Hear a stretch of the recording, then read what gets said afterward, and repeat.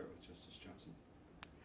I'm Earl Johnson, Jr., former Associate Justice of the California Court of Appeal, Division 7, for some 25 years.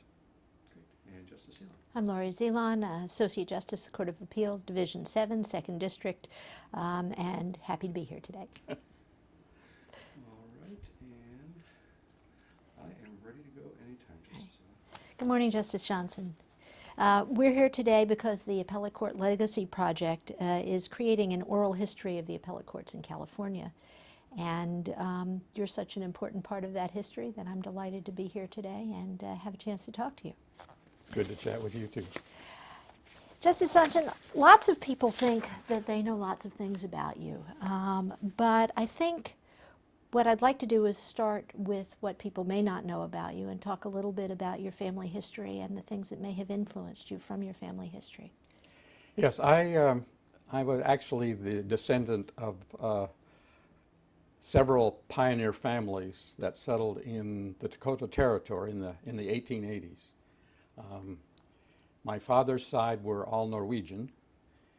My mother's side was, her mother's family was the descendants actually of a Dutch man who immigrated to the United States in 1630 to New York. And there's some like 5,000 descendants of him in this country. And my mother's father was German American. So I'm a mongrel. That's what it amounts to. But they were all pioneers. They all came about the same time, but to different parts of what is now is South Dakota, but at the time was the Dakota Territory. It had not become a state yet. And I've learned the most about the Norwegian family, motivated primarily by the fact that we had chosen for the name for our youngest son of Agarn, not a very familiar name, which had been a middle name for a number of people in our family. And we wondered what it meant, where it came from after we named him that way. It took us many years, but we finally found out.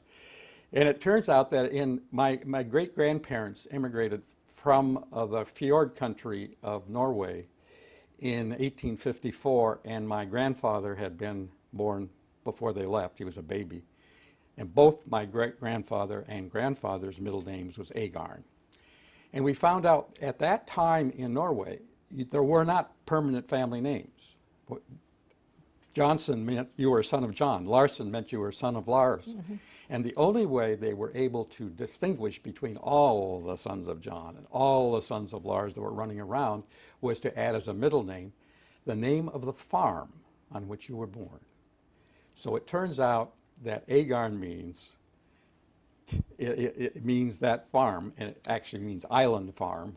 And this little tenant farm, which is probably 5 acres, which was where my great-grandparents lived before they moved to the United States, was right, there was a river went right by there, and there was a little island in the middle of the river. So that got that name, and that's how. So we actually went there, and we stood on that piece of land, and took some pictures and all that. So anyway, so they all arrived in, then my grandfather and grandmother, he having been a baby when they came over, then homesteaded in 1881 in the Dakota Territory. And that's how they got there. And the others came in the middle 1880s to 100 miles west of there, near the Missouri River. They had much worse luck. My grandfather and grandmother did very well. By the time he died, he had 1,000 acres, not the 160 he got from the homesteading. He was on the board of directors of a bank and all this sort of thing. The other ones, both of the women died within the first few years. They had huge blizzards out there, and they weren't ready for that and passed away. My grandfather, from my mother's side, the one that was descended from my mother's father, the German American, he became the first police chief and the first fire chief of a new town in South Dakota called Selby, which later became the county seat of that area. And then he was elected sheriff. And at the time I was born, he was the deputy director of internal revenue for the state of South Dakota. So that was the first element of public service and government service. But he was one of the, he was still alive, and I had a chance to meet him and talk with him and all that. And he was a great guy. And Did he have any formal training? I don't believe so. No, he was never in college or anything like that. My mother was the first one in the family to go to college. What did she She was the study? youngest of 6 or 7 children. And she went to Northern Normal, which was in Aberdeen, South Dakota. It was a teacher's training school. And she went for 2 years, which is all you had to do, and became a teacher. And she taught on the Pine Ridge Indian Reservation. Another And public then- service. And then my father met her, and so he was living in Watertown. He was a traveling salesman for Armour and Company, and he was making this 100-mile trip every weekend to visit her on the Pine Ridge Indian Reservation. After a couple of years of that, they got married, and a year later I came along. So And do you have brothers and sisters? I have half brothers and sisters. My father, this was a second marriage for my father, and he'd had 3 kids. And after the divorce, the mother moved to Los Angeles. And many, many, many, many years later, I reunited with them. But I was raised as an only child. I didn't even know they existed until I was about 12 years old. And I didn't actually meet them until I was in my 60s. So And you have children of your own. I have children of my own. Let's talk about them for a minute. Okay. I have, my eldest is my daughter, who is a PhD in clinical psychology at the University of Washington in Seattle. And she has our only 2 grandchildren, Emma and Camille, who are at this point now, believe it or not, 9 and 7. You remember when they were coming I around do. here? These little they're doing well. And our eldest son, Eric, who is, has his own little TV production company, does a lot of commercials and things like that. And he's also in Seattle. And he's big into bike racing. He's married to a woman who is who is an executive in a biotech company, specializes on oncology and that sort of thing. And then our youngest is Agar, and that's the one that was named after the farm. Right. He had hopes it'd be something more prestigious, like King Agar or something like that. But anyway, turned out to be a farm. So anyway, he is in Washington D.C. and he is now.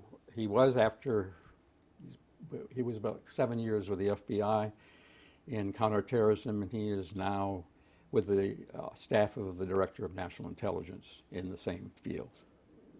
So it's in just a few generations, a long way from a 5-acre farm to That's right. All over the country Yeah, now. yes. That great-grandfather ended up in Illinois with 157 acres, about twice the size of the main farm that he used to be a tenant farmer on. And he also, at the age of 37 in 1864, got drafted into the Union Army, despite the fact he was 37 years old, had 6 children, the oldest of which was 12, and had a huge farm. Off he So he went. fought in some major battles in Tennessee, Battle of Nashville, Battle of Franklin, and all that, which was sort of the Battle of the Bulge type thing. It was the last attempt by the Confederacy to move north, and got frustrated. How do you think, you've obviously done a lot of work on your family history, but haven't met a number of the people right. who you're talking about. How do you think the people that you have met influenced you in your choices in your life? I think my mother influenced me the most. She had been a teacher, but when she married my father and had me, she became a housewife, essentially. And she had only one student. And he had to be good. Yes, I think I'd completed the second grade curriculum before I went into kindergarten. It seemed like to me she really was intense, but it paid off. But she always encouraged me to study more and more, and encouraged me all the way along the line. Well, you've done a number of things in your life, and before we get to the 26 years that you spent here, hopefully happily, I did. you know, before that you were in the Navy, you were a federal prosecutor prosecuting organized crime and racketeering cases, you were a legal services lawyer, you were director of what was essentially the first federal legal services office, you were a professor of law, you have been an author. How did all of that come about in the way that it created a path for you? I mean, there's so many different things, all of them leading you to where you are now.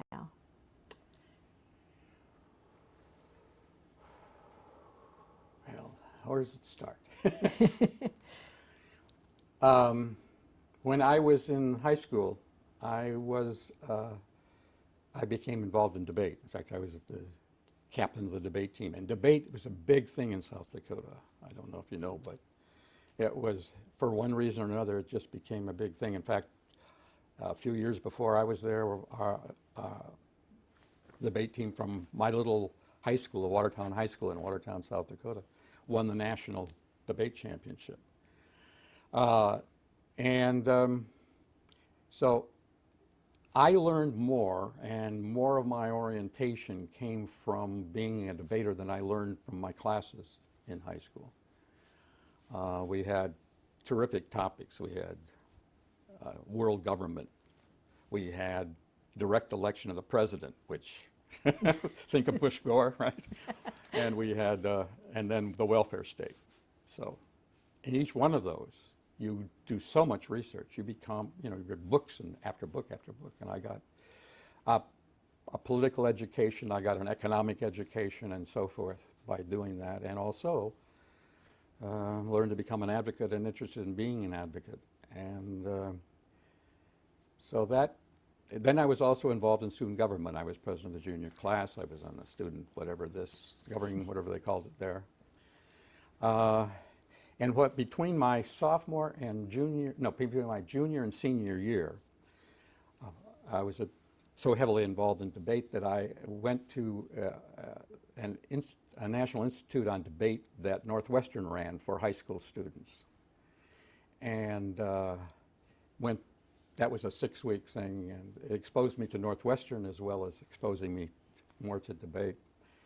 So when I got an NROTC scholarship to go to college, paid all tuition, all room and board, full ride.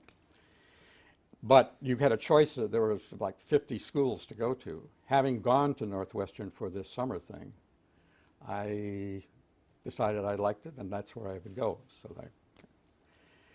I immediately became involved both on the Northwestern debate team and in student government. I got on the student governing board. And I went there as a psychology major. When the president of the psychology club got committed, Oh dear. I decided maybe I became an economics major. And I was really heavy into economics. I thought I was going to become an economist. In fact, by the time I graduated, I had taken so many graduate level economics courses, I had fulfilled all of the course requirements for an MA. And I had some offers from economics departments for graduate school and all this sort of thing, but I had a 3-year commitment to the Navy coming up. My involvement in student politics got to the point I was elected student body president So, and that was during a time where there were some real issues in the outside world that we became involved with. What year was that? I was elected in '54, right after Brown versus Board of Education. And we put on, I was on the same ballot as a student referendum that would say that fraternities and sororities had to get rid of all of their exclusionary clauses or they couldn't stay at Northwestern. Did that pass? It passed. Unfortunately, the anti-forces were smart enough. They put another resolution that wasn't quite as strong as that just said we would work toward that goal, that got more votes. And so what we ended up with was a sort of a lukewarm message. But it wasn't that many years. You have to understand, Northwestern had the highest percentage of Greeks, of fraternity sorority members of any university in the Big Ten. By far, it was way over half. So there were a lot of them that were voting for both of those resolutions. And I won by 80 votes out of 4,000 cast or something like that. It was a very close. But anyway. But the other thing that, this was the McCarthy era. In fact, in my freshman year, we had a mock political convention, and the keynote speaker was McCarthy. And at that speech, he called out some more supposed communists and so forth. This was still when he was in favor, though. That was in, 51. It was the fall of 51 or the spring of 52, one of the two. But he was at his peak at that point.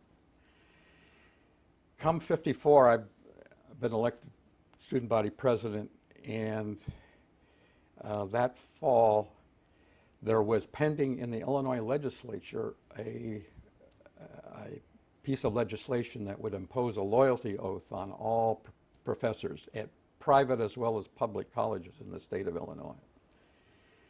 And so our student government passed a resolution against that, and the chair of the faculty senate and myself drove down to Champaign to testify against this thing. As it ended up, we submitted our testimony. We didn't actually testify because the one they used as the chief spokesman against it was a Korean War veteran, and who spoke against it and said, that's not what I fought for. Well, this is a And it got precursor of defeated. things to come, right? And it got defeated. It Yeah. did get defeated. Yeah. So it wasn't the usual just, stuff you usually get involved in student government. There were some other more substantive issues involved at the time. Did you think But that got me, okay. So by the time I graduated, I had decided I wanted to be a lawyer. That was my question. But the Navy was in the But way. then, so for the 3 years I was in the Navy, I was marking time. I mean, I was just anxious to get out. And since by that time the Korean War was all gone, and the draft was gone and all this sort of thing, all of the people that graduated from college with me that were going to law school went immediately to law school. So when I got out of the Navy, all of my contemporaries were already lawyers, or about to be lawyers.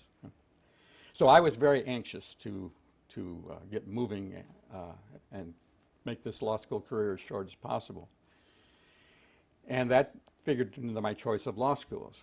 I got accepted at Harvard, Yale, Stanford, all these. I also got accepted at the University of Chicago, and the University of Chicago had what they called a summer entering class or program. So you could start in June. They were on a quarter system.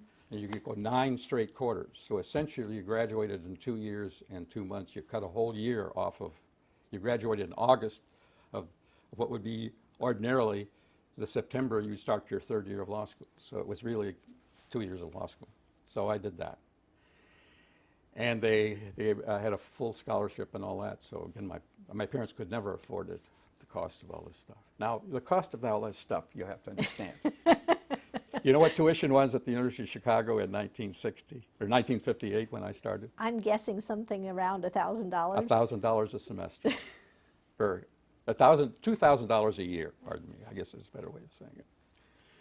But that was still a lot of money then. That was a lot of money then. And And they allowed you could borrow from the university for your living expenses as much as your tuition was, so $2,000. So that was a good start, but I worked the whole time I was there.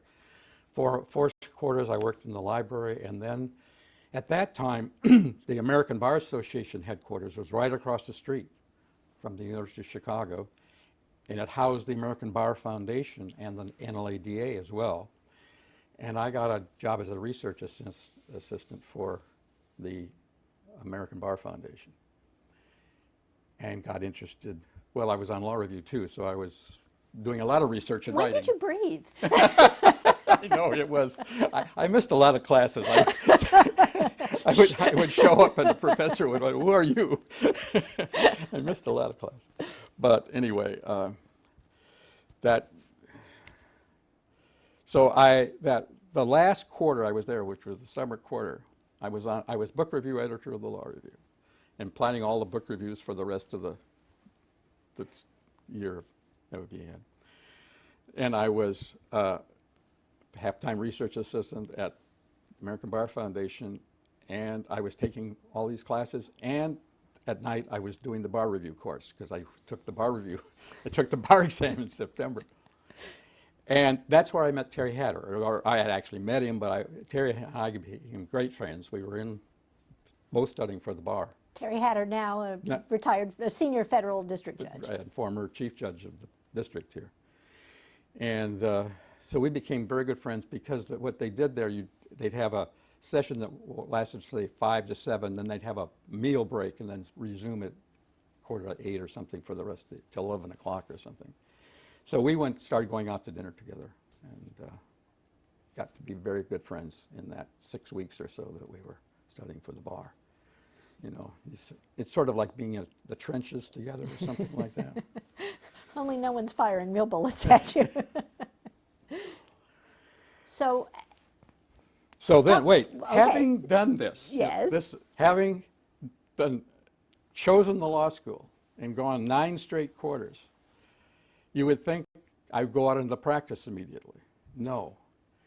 I wanted to be a criminal lawyer. First, I want to be prosecutor and then a criminal defense lawyer. That's what I imagine myself as a trial lawyer. So That was your plan. that was my plan. And the entire amount of criminal law taught at the University of Chicago at that time was 1/4 of criminal law. In your first year? In the first year, there was not even criminal procedure. There was nothing. So I saw a brochure that the Ford Foundation had set up a program at Northwestern Law School across town. They were recruiting for a graduate program to get an LLM in criminal law. So I decided, and it was full tuition, and they paid all expenses. I mean, you know, a very nice living wage. I wouldn't have to work anymore while I did that. It became probably the most influential year in terms of the course of my career. First, one thing, Gary Bello was also in that class. So Tell us who Gary Bello was, just for a minute. Well, Gary Bello, probably the most charismatic guy I've ever met. He was later a professor for many years at Harvard Law School, but he and I were joined at the hip for about 10 years, and I'll get into that But we met there. It was only about 5 or 6 people in this program. And it was the only time that I know of in Gary Bello's life when he had free time, when he wasn't overbooked, overextended. And we'd head off to Rush Street to see Lenny Bruce or Odetta or whatever, all kinds of things. We go to movies about 5 times a week, usually at 10 o'clock or midnight or something like that. We became very good friends, and we had deep philosophical discussions and political discussions, so we got to know each other very, very well. What year was this? This would be 60-61, So academic year 60-61. It was quiet politically then, more or less. Well, it was I was there for the election campaign of 1960 between Nixon and Kennedy. In fact, I was downtown for one of the times when Kennedy came through and campaigns. Didn't hear him speak, but I saw him go by and all that. So, but it was, by comparison, fairly quiet. I did my dissertation on organized crime. And got recruited or accepted into the honor graduate program at the Department of Justice. And when I first went there, I was assigned to the General Crimes Division. And I shared an office with Bob Talcott and Bob Timlin. None of us had ever been to California. Bob Timlin later became an appellate justice on the 4th District, and then the first federal judge in Riverside, I think. And Bob Talcott became a prominent criminal defense lawyer here, and then became, I think, a bar court judge. And I came out here, later on to. Right. Yeah, so it was a pure happenstance because none of us had ever been to California. And all had of us ended up here. I had no plans to go there at that time.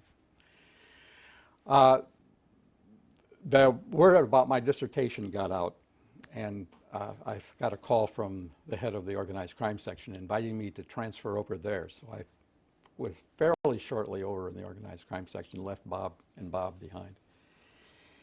And in the meantime, Gary had moved to Washington, D.C. also to join the public defender's office. And we continued socializing all the time when we were there.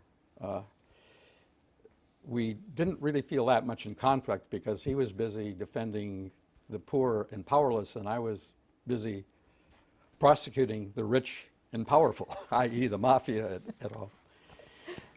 In September of '62, I was sent to the Miami field office of the organized crime section, where I partnered with Sheldon Krantz, whom you may know as Laurie Robinson's husband, who later became the dean of University of San Diego Law School, et cetera. Anyway, we had some good grand juries and prosecutions there. And I tried my first 2 little cases, a couple of bookmakers and so forth. I got at least my feet wet in the trial court for the first time. And then I got a call from headquarters saying they had an opportunity, they thought, to finagle getting an organized crime section office set up in Las Vegas. They'd had political problems doing so.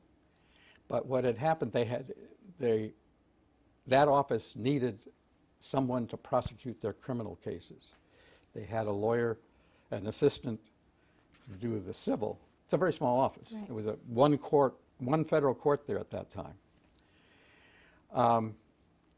And the U.S. attorney was an old guy who only knew state law, never done anything in federal court, had lost 2 successive major criminal cases, a bank robbery because he failed to prove that it was insured by the federal government and therefore there was federal jurisdiction, a murder on an Indian reservation because he forgot to prove it was an Indian reservation and therefore it was federal. So they needed a little help out there. So they needed a little help. So he had sent out a plea for some.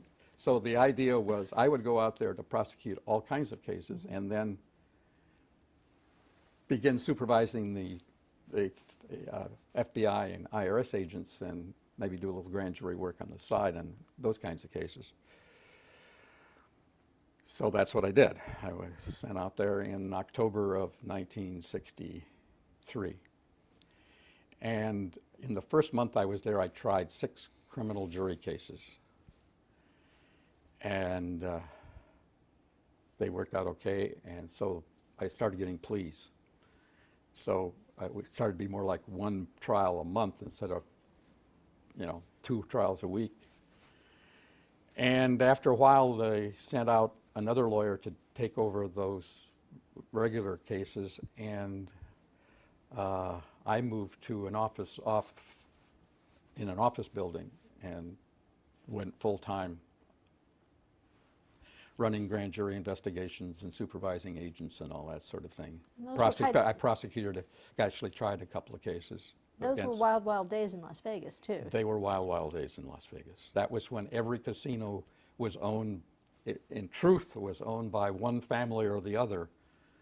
The Chicago mob owned the Stardust, the Detroit mob owned the Desert Inn. You could go up and down the Strip, and almost all of them were owned surreptitiously.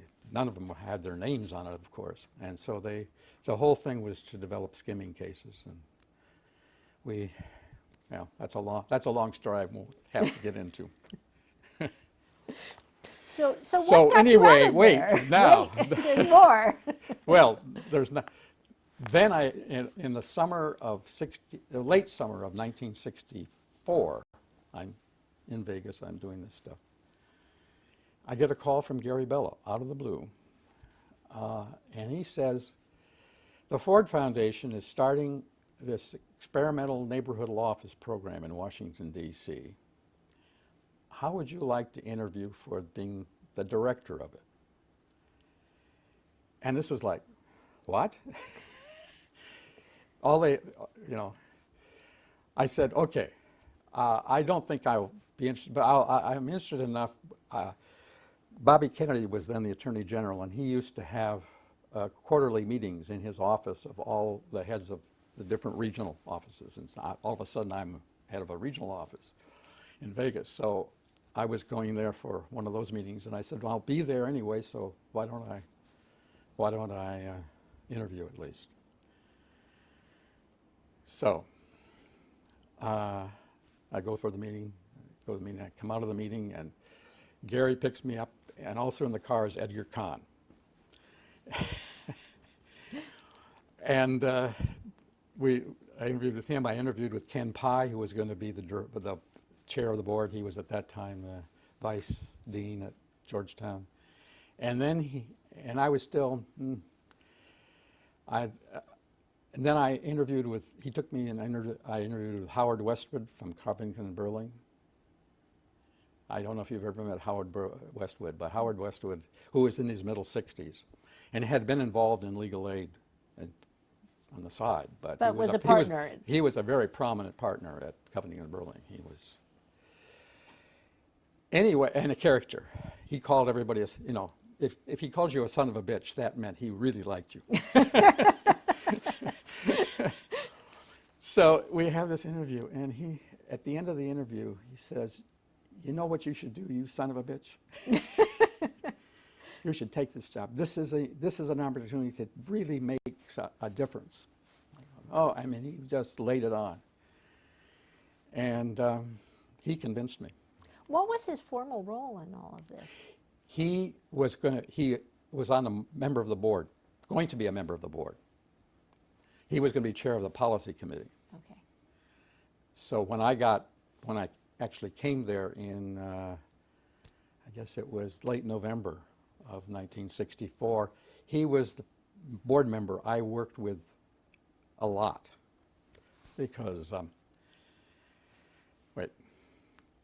I didn't end up being the director because they decided they had to have an African American as director. They created a new position, deputy director, for me. And that was you. And that was me.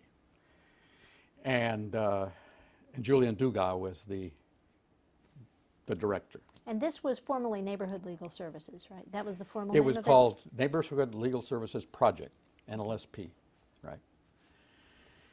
So when I arrived, we had no offices, no office space, no staff. It was Julian Dugas and me, and we used as temporary headquarters the African American Masonic Lodge building there, which we were actually in whatever they called the Major Domo offices of that, which was right in the middle of we were 4 blocks from what was 14th and U, which at that time was the drug center. That's where all the drug transactions took place. We were at 10th and U, which wasn't much better.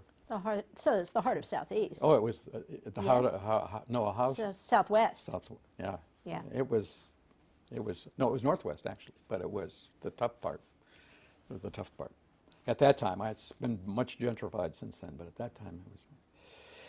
And so the division of labor got to be, Julian he knew the area, so he was setting up all the physical offices. He knew where, he negotiated all the leases. He did all that sort of thing. I recruited staff and worked on policy and that sort of thing. Well, let me stop you for a minute. What was the charge? Because this was something that hadn't been done before. Right. So what were you charged with doing? Okay. There was a little history before that in other communities. The first neighborhood office program Ford sent up, which was part of their gray areas community action type thing, was in New Haven. And Gene Kahn had been one of the first 2 lawyers in that office. And they ended up closing that office because of it got in some trouble with got controversial within the community when they represented a black rape defendant charged with the rape of a white girl, that kind of thing. Yeah, so anyway, and then they had a very successful one on the Lower East Side of New York called Mobilization for Youth. Ed Spare headed that office. Nancy LeBlanc was involved. But ours was the first multi-office program. We were to have, Ford was funding 3 neighborhood offices, each with 4 lawyers, 12 lawyers plus the 2 of us in headquarters. And the notion, though, was both decentralization and trying to do something about poverty. So it wasn't just Not criminal. just legal aid. No, it wasn't criminal at all. Okay. By the time we got to us, they realized that had been a misstep. It didn't contribute to doing anything about the problems they wanted to deal with. So it was civil. But not just individual representation, No, it was right. change. It was change oriented, yes. So we recruited some very good people. Marna Tucker was one of them, later to be the president of the DC Bar and all of kinds of other things. And Johnny Weiss, I don't know if there's a lot of, these won't be familiar to you, but we've recruited, what we generally had in each office was at least one African-American lawyer that Julian would have found, and was usually somebody pretty experienced, somebody who'd been a lawyer, their 40s or 50s or something. And had ties in the community. And had ties in the community. The rest of the staff was made up of eager, young, usually, sometimes very young, white folk, lawyers, and some, really top-notch people. Almost all of them in law review and all that sort of thing, and very eager, ready to go to war. And so I got a lot of calls from judges. I remember one from landlord-tenant court who called up to say, this job used to be easy. He said, now my desk is stacked full of responsive papers from the tenants and so forth. Says they're trying to take every $15 case to the Supreme Court.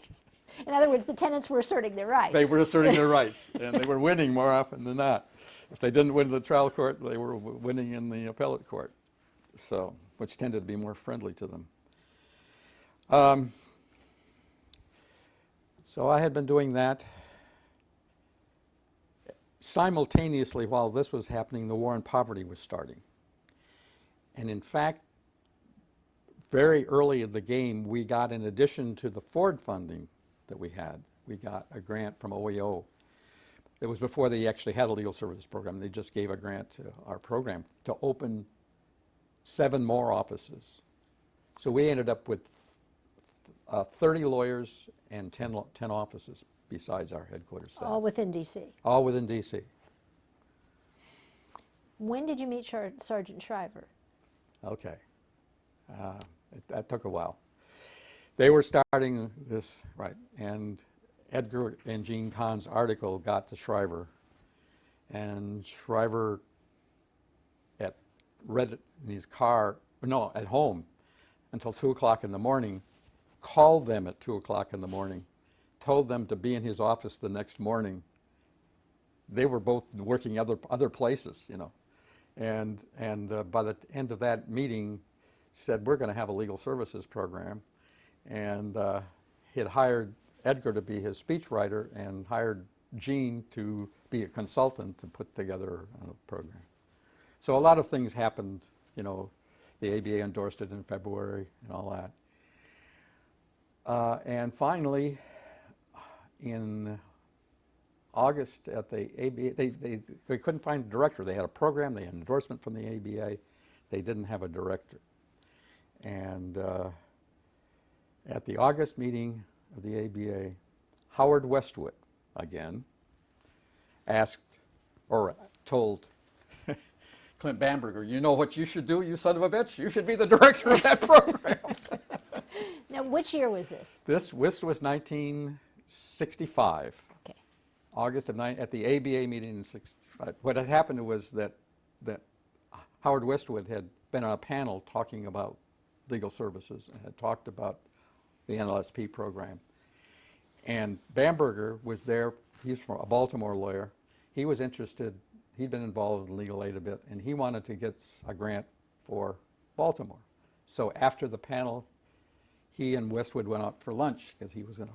So anyway, they got into this conversation, and they talked about didn't have a director and all that sort of thing. And as I say, it ended up with him saying to Bamberger that he should take the job, and Bamberger said, well, same thing as I said. He said, I don't know if I want to do this, but I'll at least go down and talk to Shriver about it. Well, anybody who talks to Shriver does what Shriver wants, and Shriver wanted him to be director, so he became the director. Then he took Gary Bello to lunch, and he wanted Gary Bello to be his deputy director. And Gary, who was at that time the deputy director of the Community Action Program for all of Washington, D.C., decided he wasn't ready to leave that job, so he said, no, but I know who should get it. Earl Johnson should be your deputy director.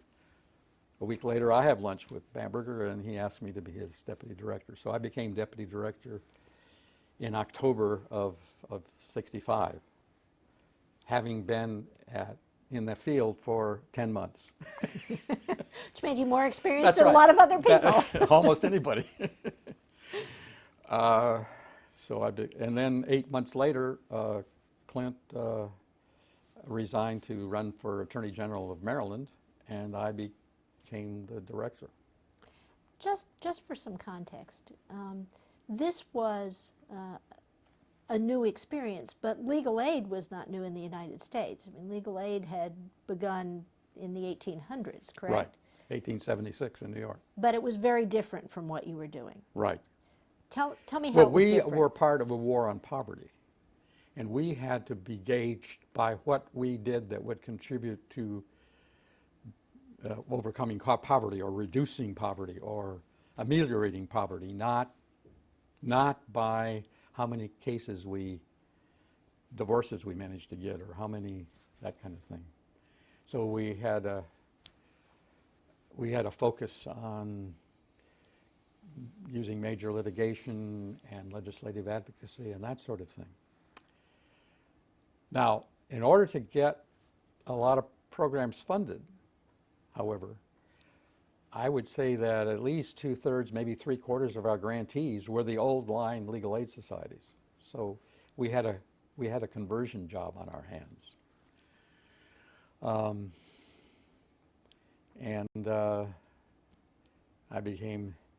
When I became director, we had the first whole, we had increased the funding of legal aid for the poor in that very first year by 4-fold. The combined budgets of all of the charitably funded, they all had been charitably funded before, legal aid societies in the country was a little over $5 million. We made $20 million worth of grants in that first year.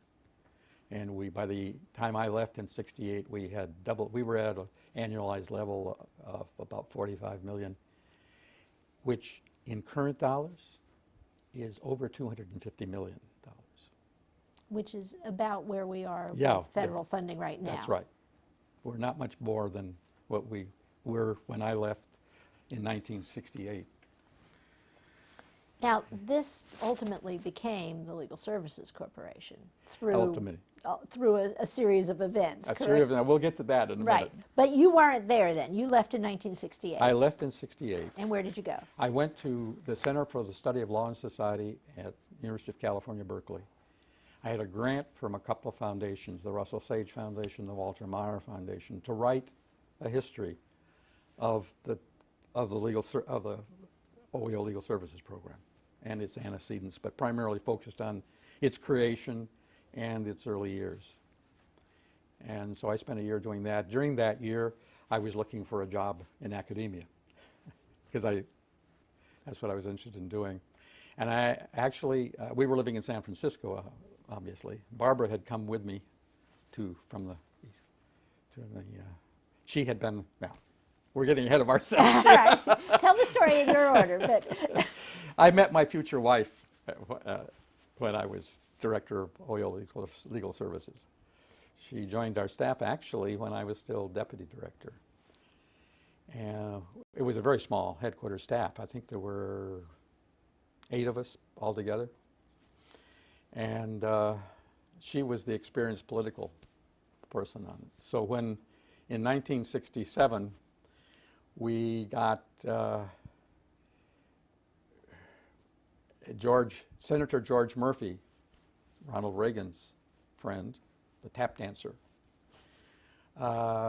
introduced an amendment that would prohibit us, our lawyers, from representing anybody, any clients against either state, local, or federal government. Put us out of business practically for a great deal of our work. She was very helpful in putting together the campaign we mounted to defeat that in the House. By the time it was over, they didn't, the other side, I was up in the gallery, and Congressman Lloyd Beeds, from Washington, who was sort of our floor manager for defense of this, went over. I saw him walk over to the proponent of the one who was going to introduce it in the House. They had a conversation, then he turned around, he went like this, and that meant they weren't even going to introduce it. We had made it such a cause célèbre and had gotten so much political muscle pointed at them that they decided it wasn't worth the candle to bring it up. So But it did come back some years later in it a came different back form. more, it kept coming back until essentially they won. So you're in Berkeley now, and Barbara is with you. Then Barbara's with me, right? Good thing there was no anti-nepotism rule in the I office. know. Yes, there has more than one person has said we probably had sex harassment charges or something. Oh, God. Anyway, And looking for an academic job, and And you ended up at USC. I ended up at USC, but I actually had 2 offers. I had an offer from USC to be a associate professor, and I had an offer to be the dean of Golden Gate Law School.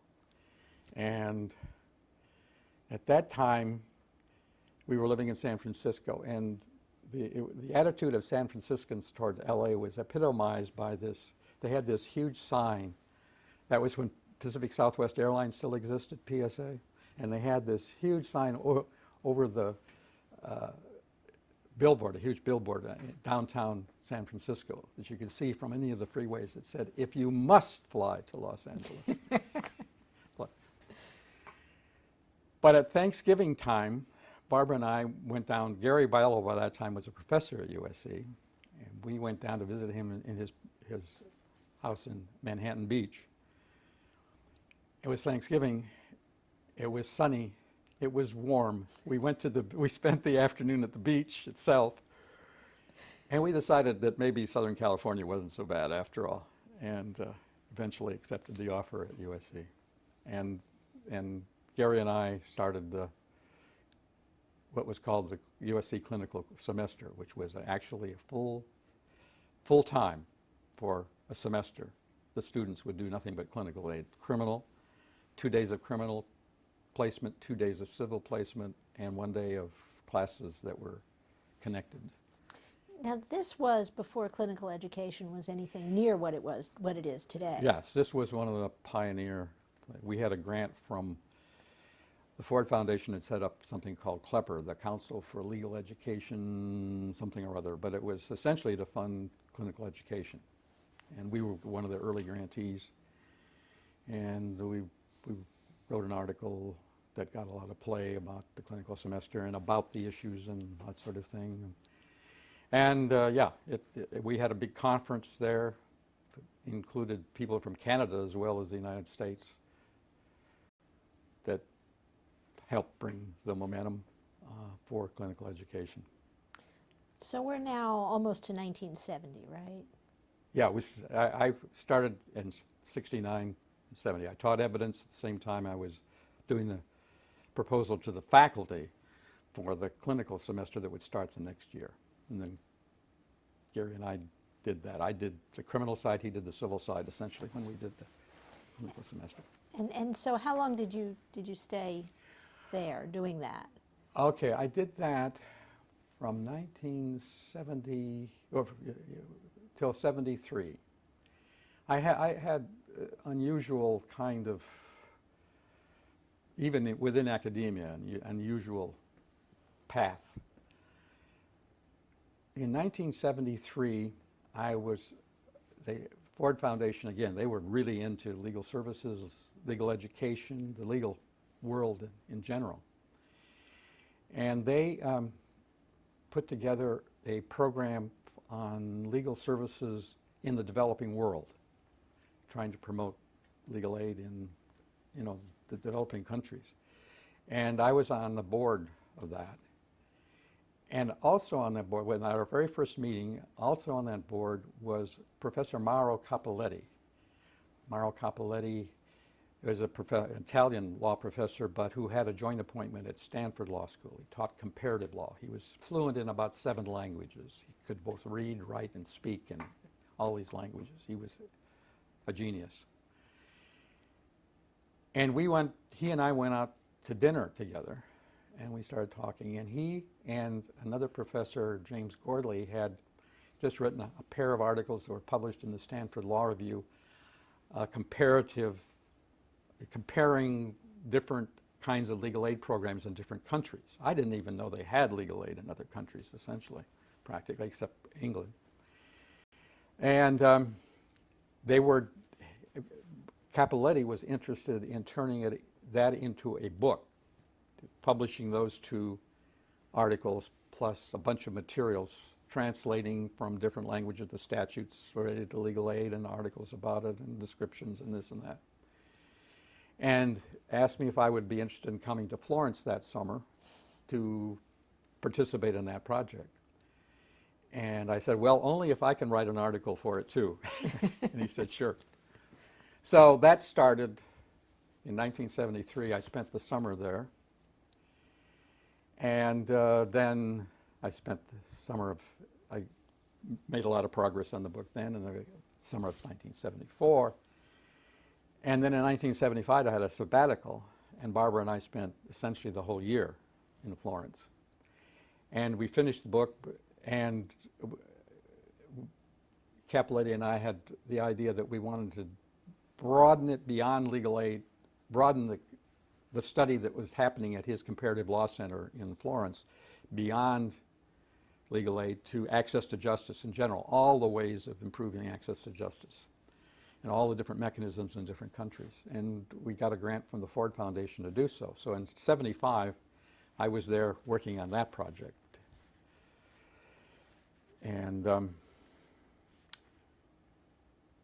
then, while we were there, the State Department asked me if Barbara and I would go on a speaking tour in Africa.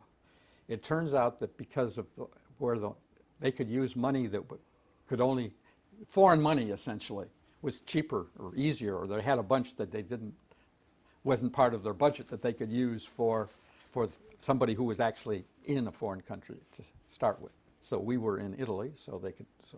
So we went to 6 different countries in 5 weeks. Probably the most interesting and educational 5 weeks of my life. the last 2 weeks were in South Africa in the middle of apartheid. And because we were under State Department auspices, we got into places that an ordinary tourist would never be. We got into black townships at night, went to at a reverend's house when some of the black activists were meeting. Mm-hmm. We had dinner with a liberal lawyer who was in house arrest because of his anti-apartheid activities. We sat in on a pass court where all the Africans who had come into the city when they weren't supposed to be in the city or stayed beyond their work time or whatever it was were being prosecuted. We saw some trials, of course. And all over the country, we lectured at all the different, we lectured at the Zulu University to African law students. We at an English university, at a Afrikaners university, at a colored university, at an Indian university, all these different schools. And also, the students would come and tell us about all kinds of stories. And it was, at that time, I would have said there was at most one chance in 1,000 there would be a peaceful resolution of that. We had an Afrikaners woman who went around with us, sort of taking care of us.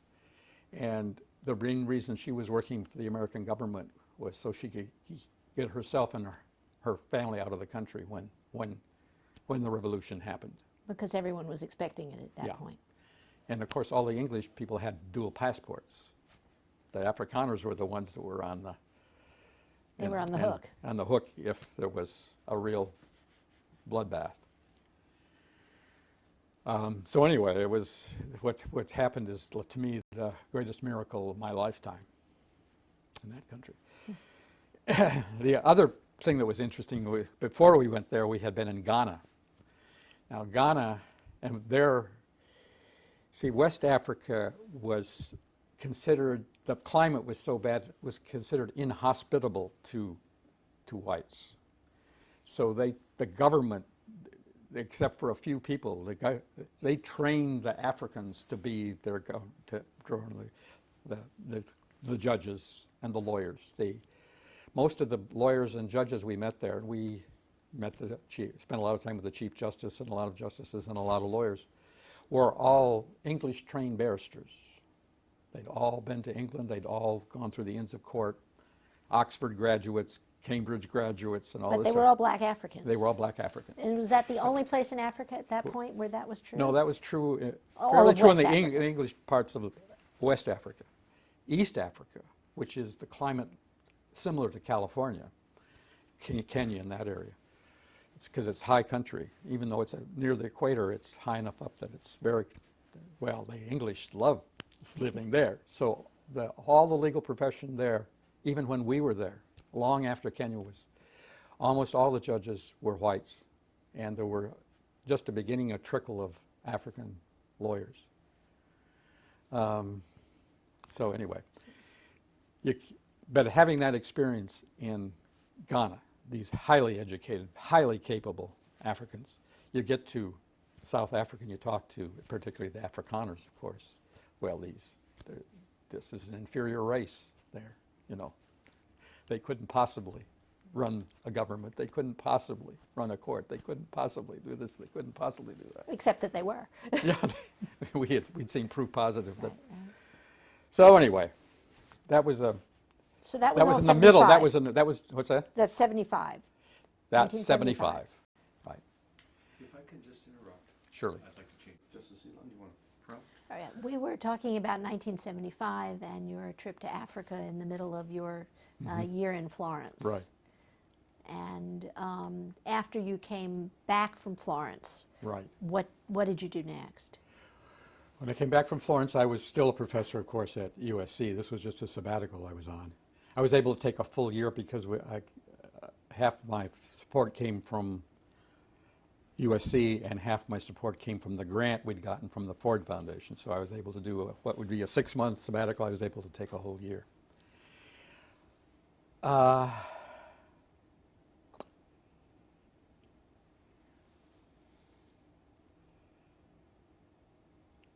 we have left out something very important. Let's and talk very, about it. and a very important person in my life and also in me becoming a judge.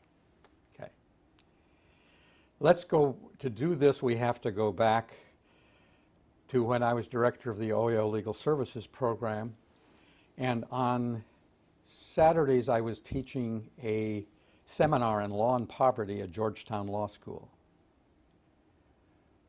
Two of my students in 1968, this would be the spring semester of 1968, were Mickey Cantor and his wife, Valerie Cantor. And Mickey actually got the book in the course. He did very well. And you won't be surprised, the way I had set up the seminar was after talking about various subjects, I had them assign them to hypothetical cases to be argued in the U.S. Supreme Court. And the one I assigned to Mickey was the right to counsel in civil cases. It's amazing, by the way, how many of these issues that I had them argue about were later argued in the U.S. Supreme Court, like the welfare residency requirement, Shapiro v. Thompson, the right to a hearing before, a whole lot of them. But anyway, that was the setup. So I met Mickey and helped him get a job in legal service. He wanted to go into legal services. Got him a job in Florida Migrant Legal Services.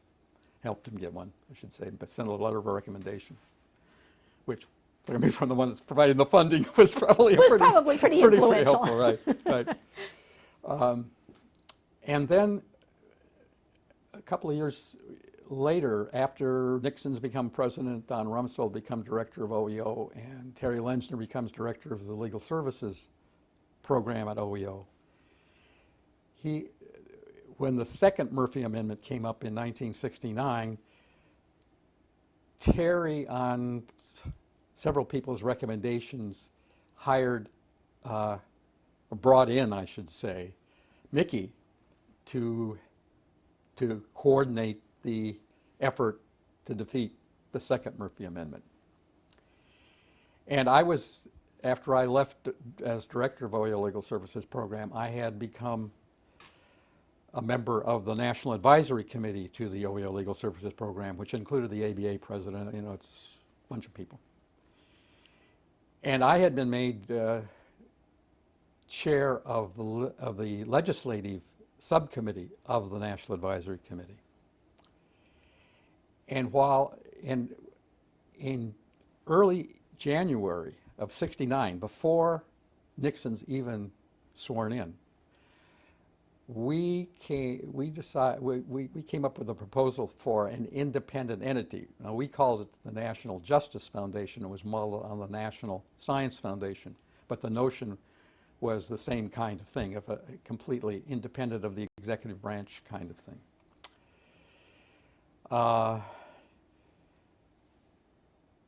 And we actually surfaced that with the Nixon administration. And when I say we, the ABA surfaced it with the Nixon administration. They thought it interesting, but Rumsfeld was very interested in keeping the OEO Legal Services Program. He liked the OEO Legal Services Program, at least initially. He saw it as the best thing in OEO that he was heading. So that went into the back burner. But because I was chairing the legislative committee, which was also worried about the Murphy Amendment, and Mickey was running the operation against it, we had reasons to communicate quite a bit. Then in late 1970, the Nixon administration had a change of heart. Rumsfeld resigned as OEO director, went over to become counsel to the president, taking along his special assistant, Dick Cheney. The rest is history, so to speak.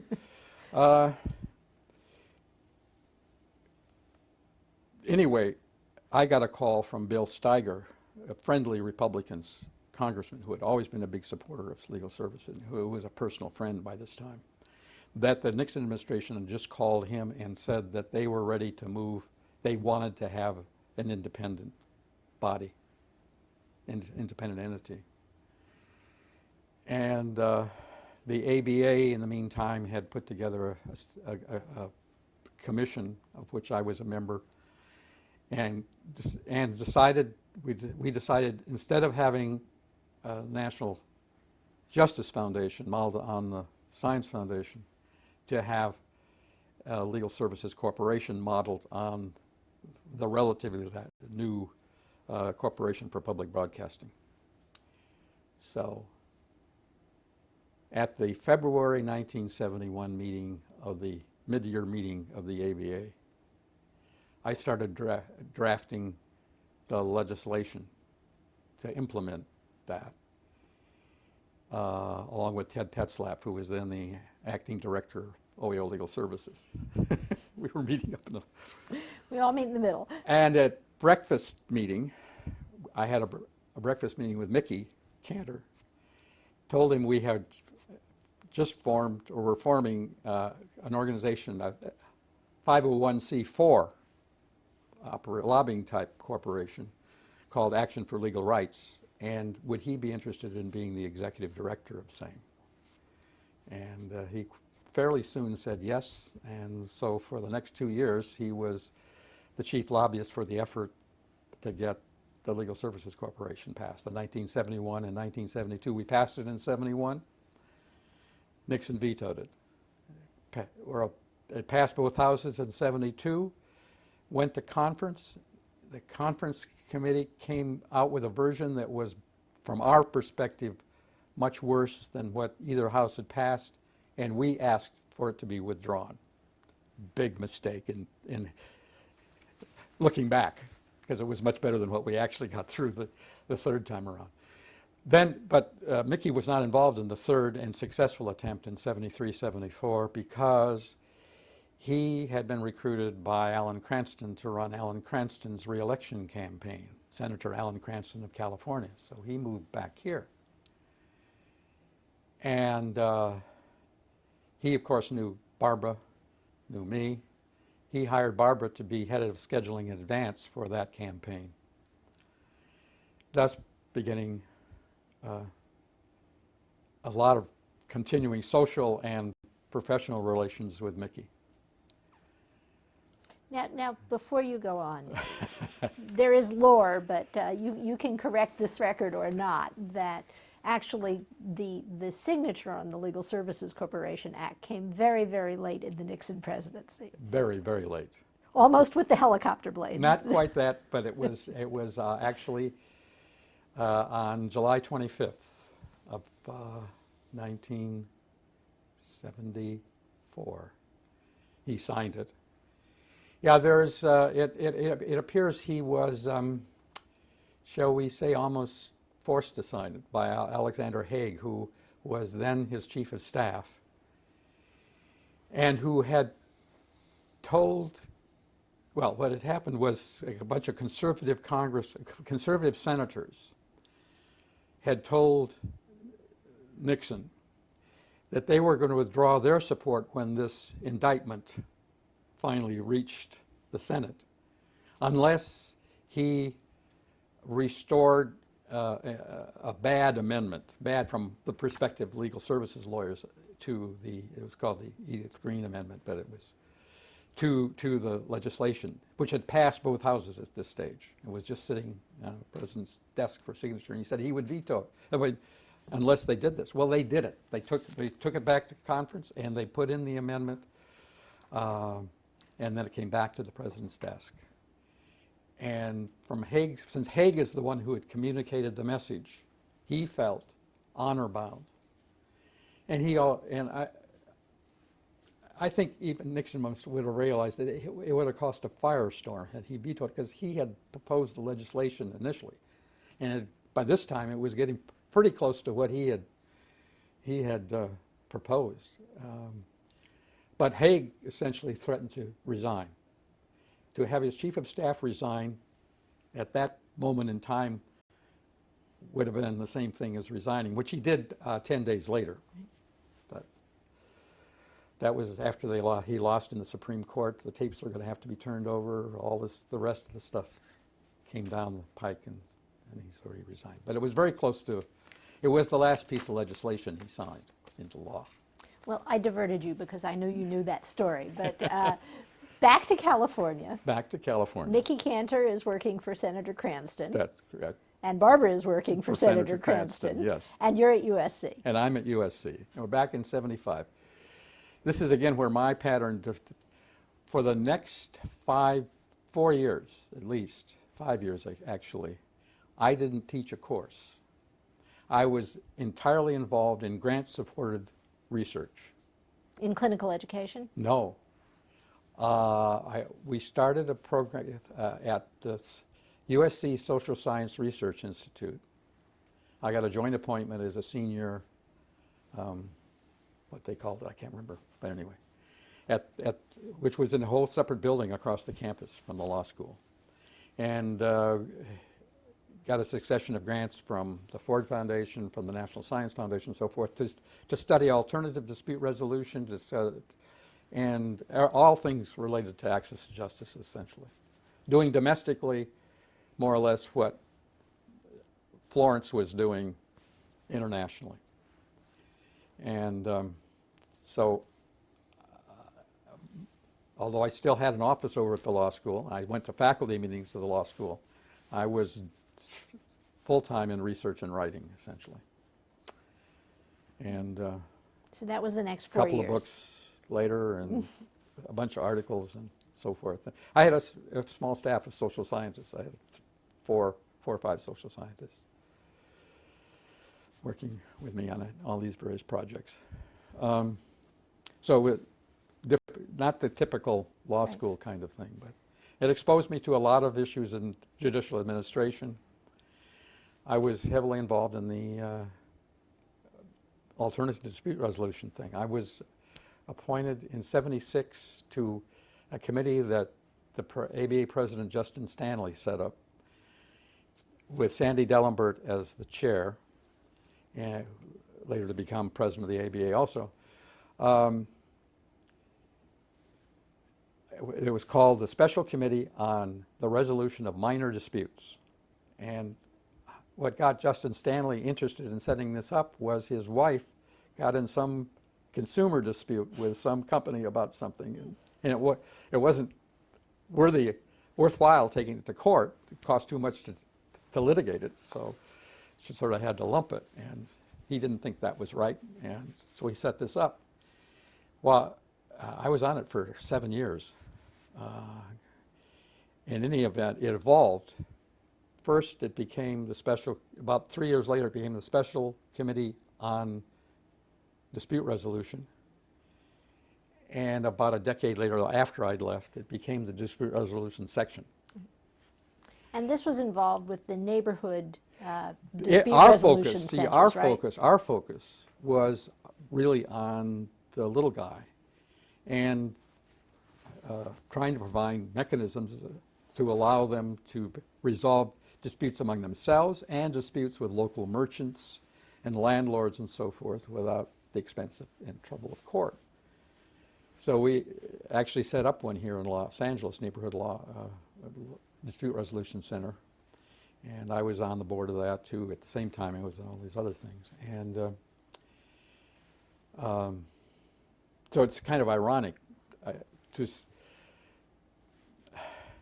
to see what has happened to that movement, as it has been taken over by the corporations and the banks, and where they force everybody into things we were trying to set up to help those individuals. Could you have imagined when you were involved in that at those early stages that you would write opinions Right. that talked about people losing their rights because of Right. arbitration clauses? Right, because that was not in the ballpark at that time. I actually wrote a book that Valerie Cantor was a research assistant. The same time Barbara was working for Mickey, Valerie was working for me, and doing research on a book that was funded by the National Center for State Courts called Outside the Courts, which was all the different alternative mechanisms and all that. So So you were working on this, and you weren't teaching. that's right. And then what happened next? Well, in 1977, this was when Carter was president, and for the first time, a president set up a system for selecting judges, a merit system. He set up public commissions that anybody could submit their name to be appointed to the federal bench for whatever vacancies were open, and then the committee would go through and interview some and then submit usually three names for each vacancy. I decided that the variety of background I had, the many things I had done, would make me a pretty good candidate for an appellate court. I'd seen the judiciary from both sides. I'd been at trial. I'd seen from the advocate side. I'd seen it from many different sides, and also sort of the basic policy questions about how you should resolve disputes and all that. And plus, I had become fairly familiar with how some other foreign countries and their judicial systems worked. And so I put my name in for the Ninth Circuit to the commission that they had, because of the creation of some new seats plus some vacancies that developed, they had between the North and the South, they had 6 vacancies at the same time that they were interviewing for. 4 of them here and 2 up there. And they had hundreds of people apply, and they interviewed about 50. I was one of the 50 they interviewed, and they ended up with 16 they submitted to the president. I was one of the 16. And came fairly close, but not quite. But that whetted my appetite. So from then on, I was trying to figure out if I could get on the State Court of Appeal. And Mickey Cantor, in the meantime, was no longer dealing with Alan Cranston. He was dealing with Jerry Brown. He was running Jerry Brown's campaigns, which were many. When he ran for president. Well, that's right. He's back again. So I had one hitch for the state court. You have to be a member of the California bar for 10 years. I hadn't become a member of the California bar since until May of 1972. So I wasn't going to be eligible for appointment until May of 1982. That's the earliest I could. So there was no I couldn't even dream, if I was interested in the appellate court, which is what I was aimed at, I couldn't even dream of spending a year or 2 on the trial court on my way. You were stopped. I had one chance. And I had one great campaign manager, Barbara Yano Johnson. And I also had a friend in high places. And so anyway, I knew that I probably was going to get the. I didn't know whether Jerry would said yes. I knew that I had been recommended for an appointment to Division 7 as early as April and May.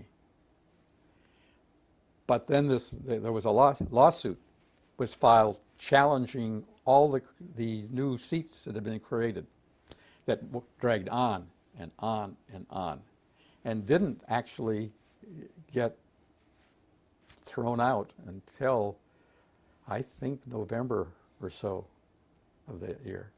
And this was when Division 7 was being created. Yeah, it was being created. And Division 6 was being created, Division 5 up in San Francisco. And there's some other individual seats in some of the other districts. So altogether, there was about 20-some seats that were brand new seats around the state that were being created. So we were on pins and needles. And then nobody could really count on Jerry. I knew I had all the people around him were saying I was going to get the appointment, but I wasn't going to believe it till I heard it.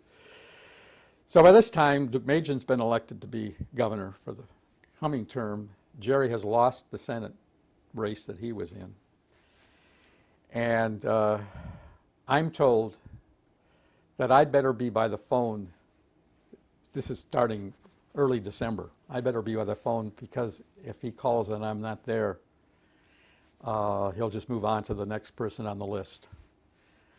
So I was grading bluebacks the night of December 4th from the, by this time I'm actually back teaching. I was grading bluebacks and sitting at home, and the phone rang, and I talked to Jerry Brown for the very first time in my life. And he said, I'm appointing you to the court, Division 7, Court of Appeal. And I let out a big whoop, and when I hung up, my son, who was living with, our older son, was living with, that time he was going to college here. And he said, let's get some pizza.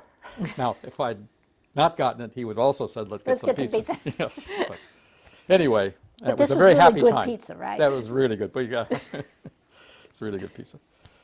So then we had to go through confirmation, which was not a sure thing because Deukmejian was the Attorney General, so he had one of the votes. And Lester Roth, who was then 96 years old, had one of the votes. And then the chief, that was no problem. That was Rose Bird at the time.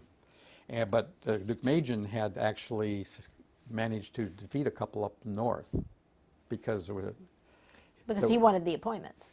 Yeah, he wanted the appointments. And he sent out this mammoth 10-page questionnaire to all of us that asked us how we stood on the death penalty, how we stood on the exclusionary rule, this and that and the other thing. And so we had to, the wisdom was to actually respond in writing to it. And but as to those questions that you thought were improper, to just say that you would follow the U.S. Supreme Court and the California Supreme Court, which is what I did on things like the exclusionary rule and the death penalty and all that. And I called in all my chips from the days I was in organized crime. I had the deputy chief of the organized crime section who had actually succeeded me in Vegas when I left there, and I had the professor who had been on the staff with me at the same time there, who ran a big organized crime thing, who had drafted the RICO legislation as a staff member for McClellan and all this sort of thing. He was the guy in organized crimes, written several books about it. And he wrote a letter saying that he got the idea for RICO from my article, my dissertation, etc. So, I mean, played all the chips, and he ended up voting for me. He voted for most of them. There were a couple down here he didn't vote for. We had this mass hearing. Joe Grodin for the California Supreme Court, and all of the Division 7, Division 3 of Division 6, some new ones in the 5th District and the 4th District. They were all done down here. A new division in the 4th District, plus some new additions in San Diego, et cetera. So there were over 20 in one day of hearings. So for Division 7, it was you. And our presiding justice was Dick Schauer, who was a former presiding justice of the Superior Court here and a Republican, and Leon Thompson. And that was the original Division 7. And Leon Thompson was an African American. Yeah. That was the original Division 7, yeah.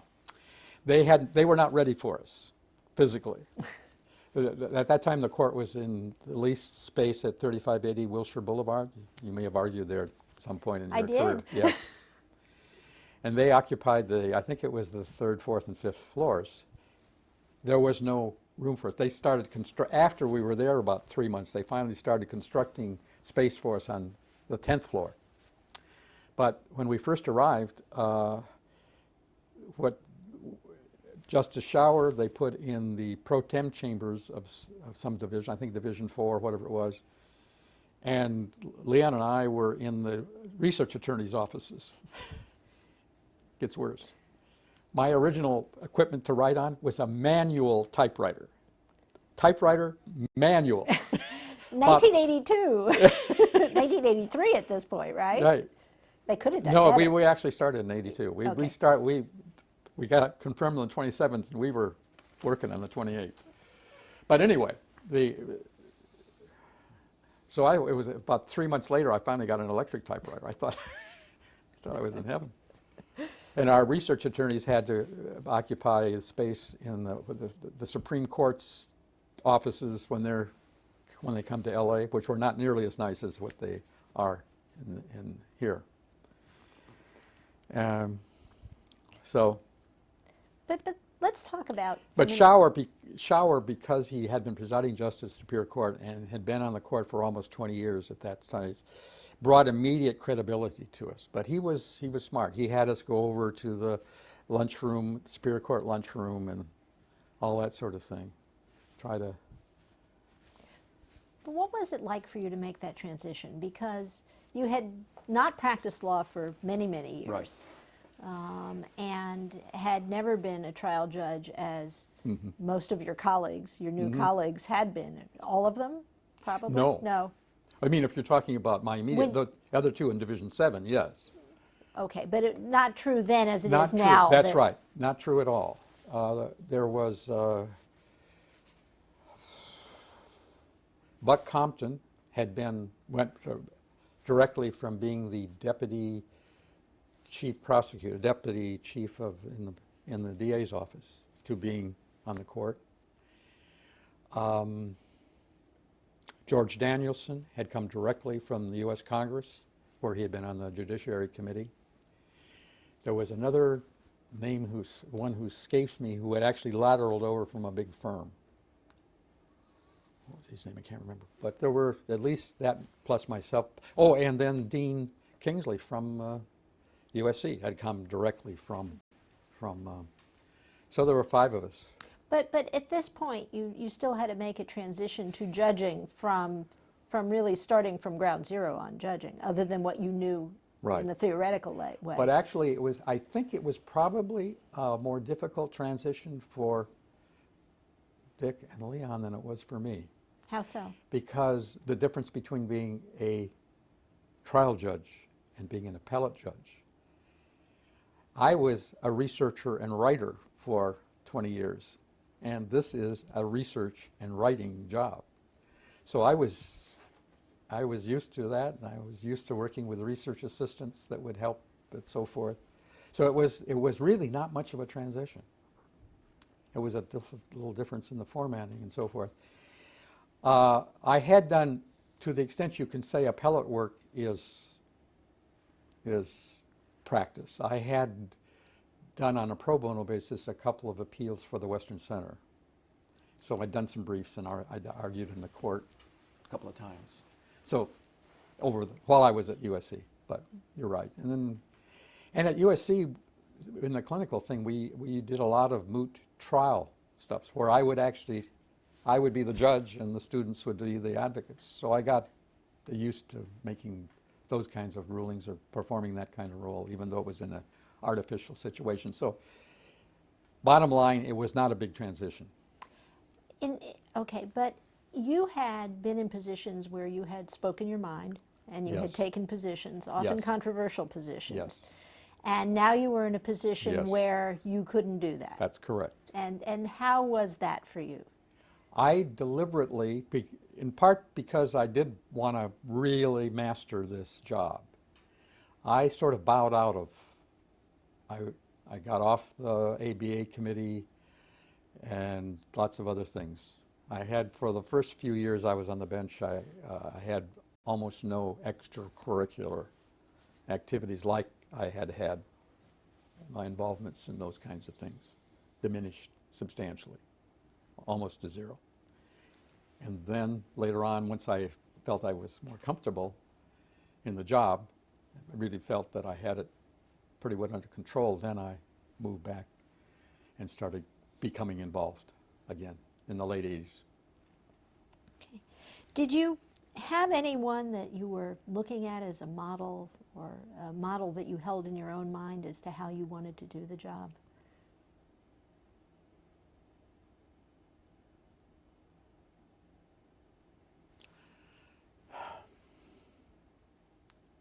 It was more of a little bit of this and a little bit of that. Leon Thompson and I became very good friends. We went out to lunch all the time together and socialized. Our families, our spouses socialized occasionally.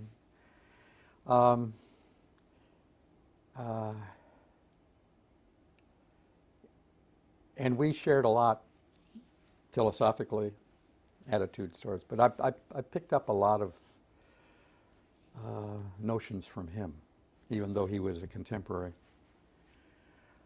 But I don't think I'm not one of these that came with the vision of being like Oliver Wendell Holmes or this or that. I didn't have a specific person or former judge as a model. You were, while you were here, and it was 26 years, but you were a very prolific writer as a justice. Mm-hmm. I counted 600 published opinions, which means there are many, many, many more Right. unpublished, Right. and 120 published dissents. And Mm-hmm. your writings had the reputation of being scholarly. Mm-hmm. Do you think that was, the product of your years in academia, or was it because you thought you could advance things by writing so prolifically and so in such an academic way? Well, I liked to justify my results as thoroughly as possible. And having been in academia and been exposed to a lot of things like law and economics and comparative law and all that, I had a lot of areas that I could look to for support when, and I also wanted to, with published cases as much as possible, to connect them to the larger body of law, to cite ALR and the restatements and things like that. So it's not just California, but it gets into other parts of the country also. To show the continuity of the development of the law? There's a couple of dissents of my dissents that became the majority rule in some other states.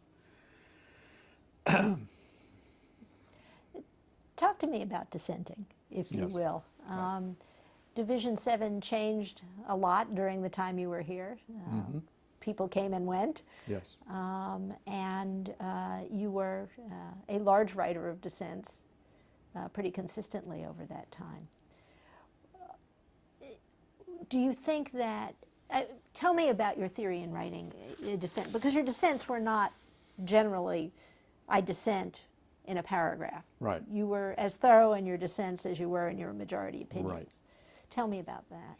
Well, that's because the reason for writing a full dissent is because you're trying to persuade somebody up the line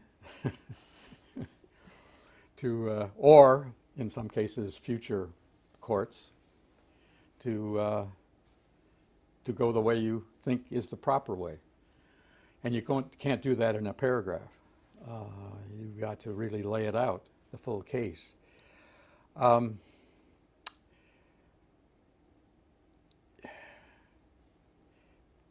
The bulk of my dissents were actually written in about a decade or so, in which we were a 3-justice court consisting of Justice Lilly, Justice Woods, and myself. Before that, I think I had one dissent in the entire time, the year and a half that it was Schauer and Thompson and me.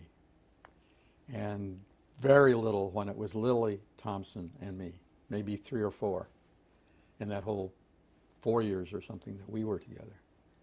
So it was only when our court moved in a more conservative direction that I started dissenting a fair amount. And there's actually, in my view, more reason for someone to dissent if they're on an intermediate court of appeal like we are than if you are on a Supreme Court. Because the Supreme Court, your audience really is only future Supreme Courts. But with us, you've got the California Supreme Court that might be persuaded by your dissent. I had 1 year in which I wrote, a bunch of dissents, but 6 of them were taken by the Supreme Court, and they reversed the majority in all 6 of those cases. So sometimes it has effect that way. But there's also, in criminal cases, the Ninth Circuit. Even if the California Supreme Court doesn't buy it, the Ninth Circuit may buy it. Were you ever writing? Then there's the U.S. Supreme Court.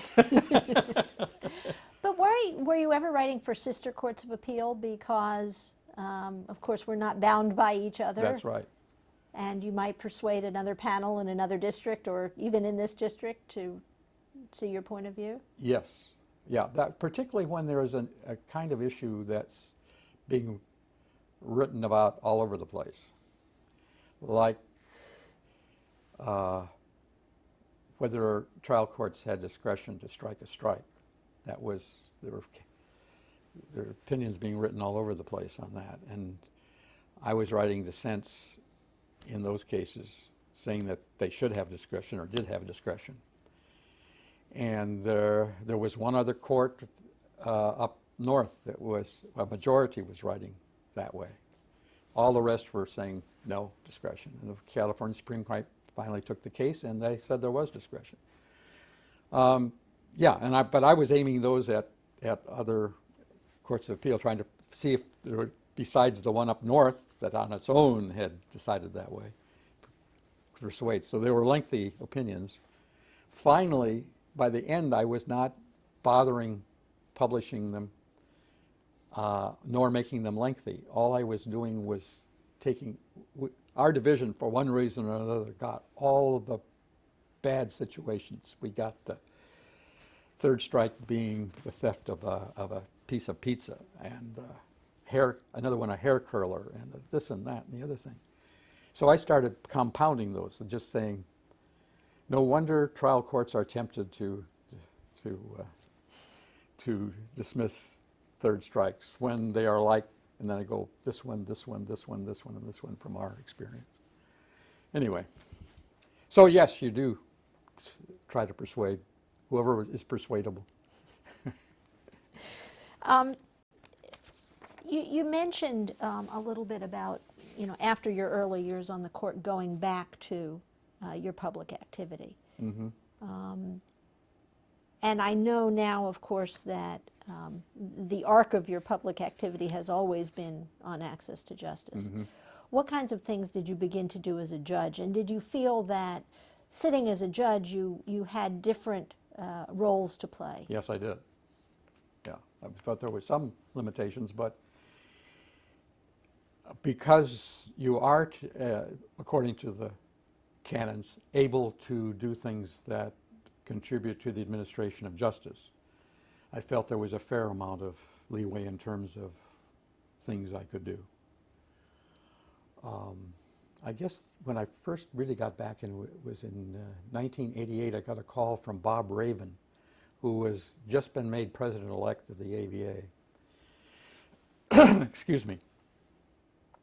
And he had been the ABA designee on the board of the National Legal Aid and Defender Association. And he said he didn't feel he could continue that role. Would I take that position? So I did. I had to recuse myself every once in a while from a vote, but not very often. And it was while I was there that I was about the second meeting I went to. Ted Voorhees, who had been president of the NLADA back in the OEO Legal Services days and had been very active in legal services and all, passed away. And I realized that we didn't have any of his papers. We didn't have an oral history from him. He'd played a very key role in the early days. And so I suggested at the board meeting, we should try to set up some kind of repository of historical materials. I made the terrible mistake of not suggesting who else on the board would be the perfect person to implement this idea. And got stuck with chairing the committee, which eventually became, through a long series of things, the National Equal Justice Library, which first was at American University, is now at Georgetown, and I'm still on the board. You can never get off I of know, that. it's just amazing. But that's been an amazing repository for the history it of has the been. legal services movement in the It United has. States. And we've done well over 70 oral histories of people who were involved, many of whom are no longer with us, and therefore we would have lost their recollections and their important roles in history, but for that.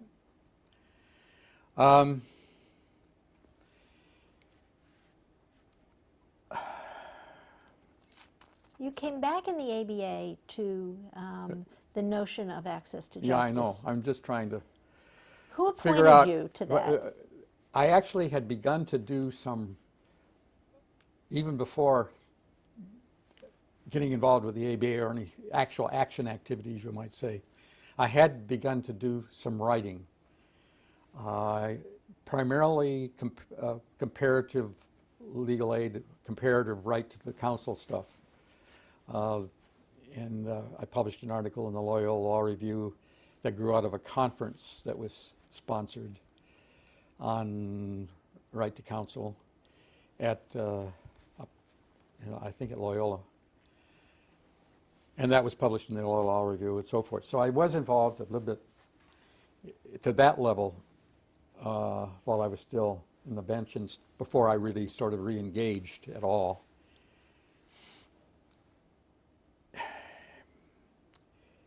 In 1991, my friend Sandy Dellenbert, who'd been chair of that first committee on alternative dispute resolution, became president-elect of the ABA. And I saw that as an opportunity to get the ABA to do something in the access to justice field, more than they had been doing. So I wrote him a long letter, sort of spelling out a bit, and he said, well, why don't you get some people together and give me a plan, so to speak.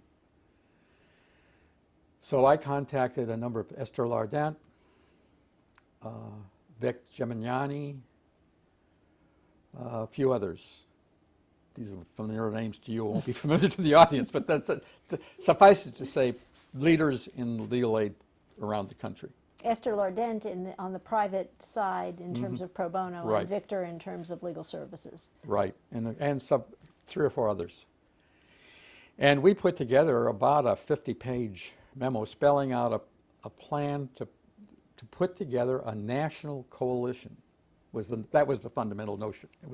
It was to broaden the scope of the access to justice beyond legal aid and beyond the legal profession as the support for legal aid, to get other interest groups involved in support and also to have it other means besides legal aid lawyers to improve access to justice. So it expanded the mission or viewpoint in a couple of directions. And he loved the idea. Knowing the ABA, and you won't be surprised to hear it, it got bogged down a bit in the bureaucracy and ended up as being a subcommittee of the then existing consortium on legal services and the public. And I was appointed to that as a public member of that coalition, and I was chair of this little committee. And we actually had a fair amount of financial support the first couple of years, and we were able to hire Mark Galanter to do a bunch of research for us. But it took us forever and a day to get the coalition put together to recruit these interest groups. By the time we actually had our first meeting of the actual coalition, it was on the eve of the Gingrich Congress taking control, and where everything had to go on the defense, and it was so what it amounted to. Yeah, that was the first and last meeting of the coalition, and that whole effort by that time had lost too much support in within the ABA to really keep it going. But I had become intrigued, and I had another friend. Harvey Saferstein was new president of the California Bar. We were longtime social friends. For 20 years. We had sons that were about the same age and all that sort of thing. It kept us meeting together and all the time. So I took him, he had a party for the board members of the bar at his house one day here in Los Angeles, and he invited us and a fair number of other people, social friends there too. And I took him aside and I pitched the idea of having a California coalition access. We didn't call it the Access Commission at the time, but some kind of coalition here in California, which seemed more doable. And to his credit, he said, let's do it. We'll have breakfast. We had breakfast, planned it out, and so he got the Board of Governors to set up we decided this time we were going to produce a report that really laid out the plan first and then recruit the coalition, rather than trying to recruit the coalition and then have them develop a plan. So we set up this working group, which I chaired, and which you were a member, and Jack London was a member, and Ralph Abascal, well, all kinds of people from the prominent people in the private bar who were interested in this field, and some academics, and a fair number of leaders in the legal services community. We had this working group, and we labored for about 2.5 years and produced an 88-page report that laid out the case and laid out a whole series of recommendations of what should be done. One recommendation, the first recommendation was that it should be a right. And the second recommendation, we should create a commission, and we created a commission. The Board of Governors created a commission that had its first meeting in June of 1997, and you were the chair. Indeed. And you have been a member ever since, Yes. in one form or another. One form or another. I chaired it in 2002, and we've both been involved. Again, it's one of those you'd never get off. But, that's a model that has been adopted increasingly in other states. There's 25 states now, 26 states. And I think the California Commission, and this was part of what you wanted, I think, but the California Commission is almost unique in that it is not driven by the Supreme Court and the bar exclusively, but really insists on public membership. Right. A majority of its members are not selected by the bar. Why do you think that's important? Because to enlist in support of access activities, interest groups that can be very, very helpful and should also see that they have a vested stake that this country offers equal justice to all its citizens. And I mean, a good example is the legislation we recently got through on the pilot projects. We had support from the Chamber of Commerce, the California Chamber of Commerce, the Los Angeles Chamber of Commerce, the Valley Chamber of Commerce, etc. You're talking about the Shriver Act to Yes, I'm provide talking about counsel this, yes, right. in civil cases. That's right. And we had some very powerful support, largely from commission members that are not the bar or the bench. Now, speaking of right to counsel in civil cases, I mean, that has been a primary focus of your work, other than your writing, since you've left the bench. That's right. And in fact, it has been a primary focus of mine off the bench ever since I made that trip to Florence in 1975 and found out how many countries already had, and many had for decades, a right to counsel in civil cases. looking ahead where you sit now, I'm going to ask you to pull out your crystal ball, because we're now 30 years on from the time you were in Florence. What do you think that the shape of that is going to be, either in California or in the United States, in terms of where we will get in terms of a right to counsel? In the long run or in the medium run or the short run? Well, let's get the most optimistic first, and then we can talk. Then we can negotiate timing. Personally, I can't believe there won't come along at some point a U.S. Supreme Court that will realize that due process and equal protection of the laws are impossible for people who don't have lawyers in cases that are being decided in the regular courts where most people that can afford them have lawyers. So in the long run, I think it will become a matter of constitutional right. I think it will be not a right to counsel as such. I think it will be a right to equal justice and counsel when necessary to have equal justice.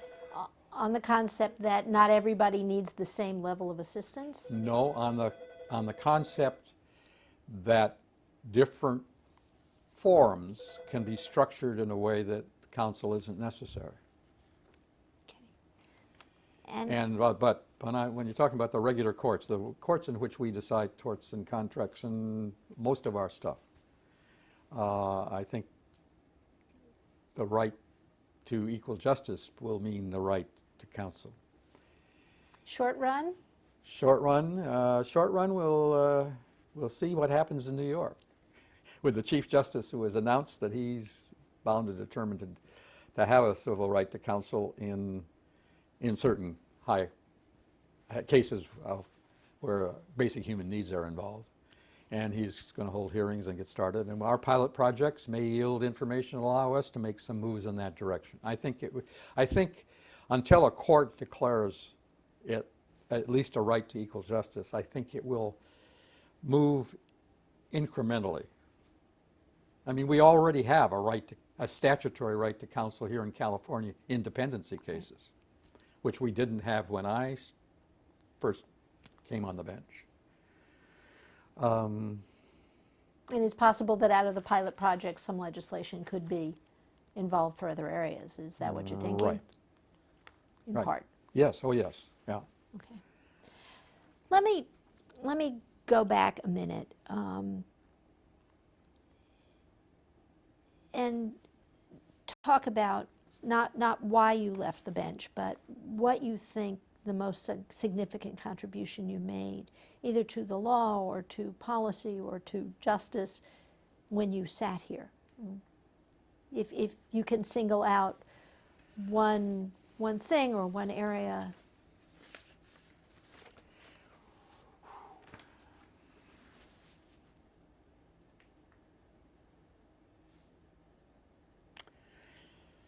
Well, there have been some cases that I decided that I think have had substantial impact.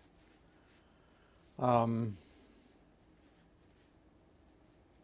the real world, shall we say, beyond what I thought they would have, as well as some. The one I knew was going to have a big impact if the Supreme Court went the same way, and they did, was Del Monte versus Deukmejian, which was a case which struck down as unconstitutional the limitation in the CalVet program, which limited all the CalVet benefits to vets who had been residents of California at the time they joined the military. So all the hundreds of thousands of vets that moved here after World War II or after the Korean War or after the Vietnam War or whatever were ineligible until that decision. So that was, in terms of, was hundreds of thousands of beneficiaries in that particular case. Most of the, by the way, which is probably true of a lot of judges who sit on the intermediate courts of appeal, your most important cases, your most interesting cases, your most influential cases are ones that don't appear in the official reports anymore because the Supreme Court took them. Right. And if they decide them the same way as you did, it doesn't make any difference because your opinion's not there. That's true of Del Monte versus Stugmagian, which was only a paraphrase essentially of our opinion, but that's okay. Much better that they that be the California Supreme Court case than ours. There are some cases you remember for different reasons, as well as what the impact might have been. One was Sean B., which was, it turned out, a quite influential case. It was the case in which we decided that children in dependency cases are entitled to independent counsel and not representation by the county council, which has led to the creation of the Children's Law Center and other forms of representation of children, not here, just here in Los Angeles, but throughout the state. But what made it so memorable to me, it's one of those cases I wrote my research and wrote myself, and I had the flu, and I was sitting in my sick room at home for about 4 days writing this opinion and then dictating it over the phone to my secretary so she could type it up and get it in, because we were coming up on the due date for it to be circulated. Another case that had sort of personal, was uniquely of interest to me, but was because of a sidelight of it, which I embodied in a footnote, but it was Green versus Raleigh. Green versus Raleigh was a case in the sort of in the employment area, the wrongful discharge area, where someone is discharged because they report some violation of that their employer is engaged in, that kind of thing. And the Supreme Court, Supreme Court had decided earlier that no longer could that public purpose that was furthered by what you're reporting could be something that was judge created. It had to be in the Constitution or a statute. This was a case where a inspector at a plant that made parts for Boeing airliners reported that they went to the company chief and said, you know, we're shipping defective parts to Boeing and so forth, and he got fired. So but the only thing that was that public policy that you shouldn't be shipping defective parts was in a regulation of the FAA, not a statute. So the legal issue was just whether a regulation also counted, not just a statute or the Constitution. But what made it of special interest to me was that my first wife's father had been a co-pilot on a TWA plane that crashed in about 6 months before she was born in Kansas City in 1935. On board was a very popular senator. And that crash and that death led to the CAA, the Civil Aeronautics Administration, and the FAA, and all the regulations of airlines by the federal government.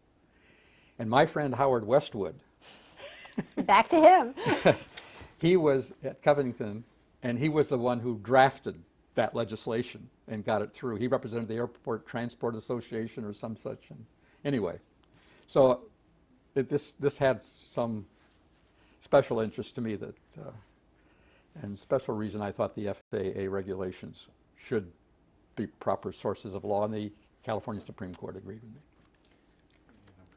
Okay. Ask you to pause right there.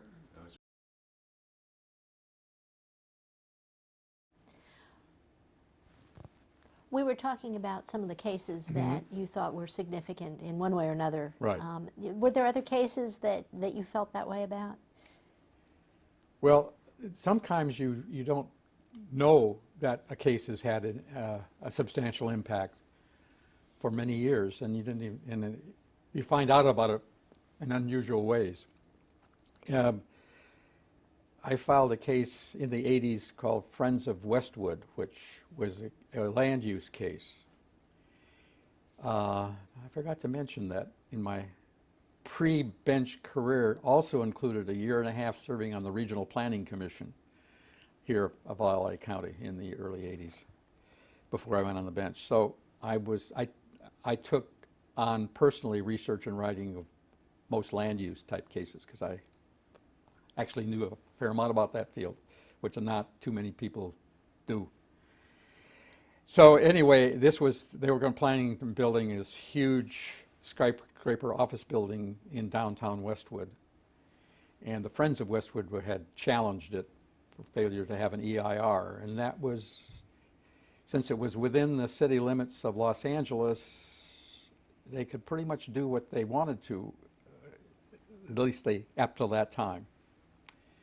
This was a 26-story thing. It would have had more floor space than a subdivision of 400 homes, probably more traffic caused than, and for even a two-home subdivision, you'd have to have an EIR and all these approvals. So anyway, I wrote an opinion in which I said under CEQA, they had to, the practice in Los Angeles County was illegal under CEQA.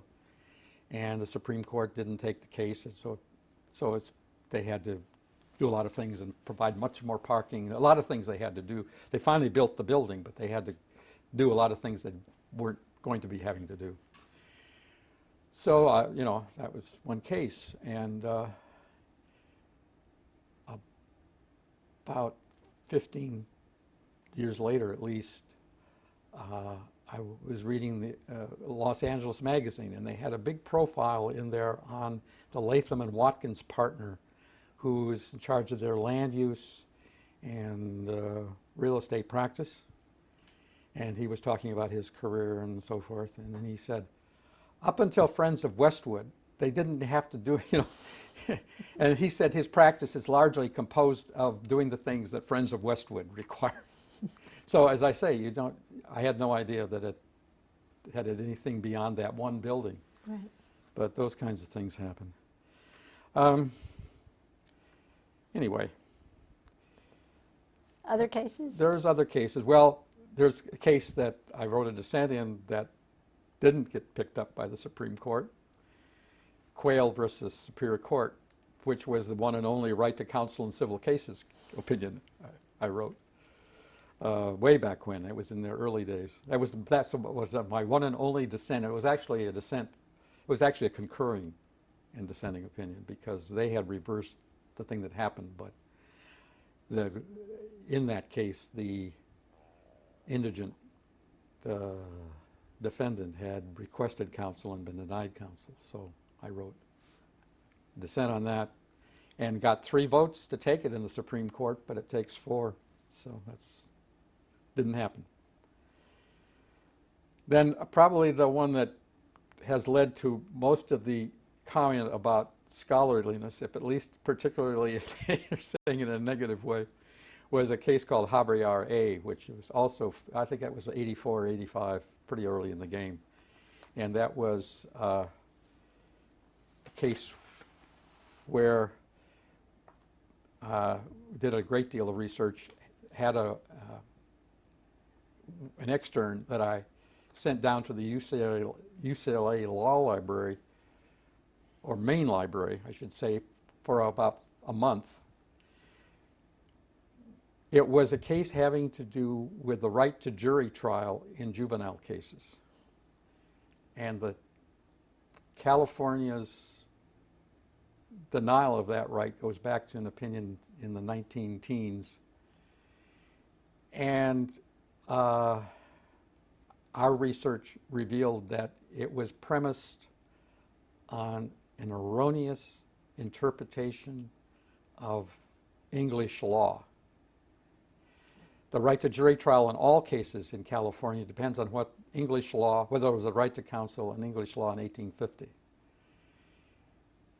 And what they based theirs on was what were the rough equivalent of dependency cases and not cases where it was misbehavior by the child.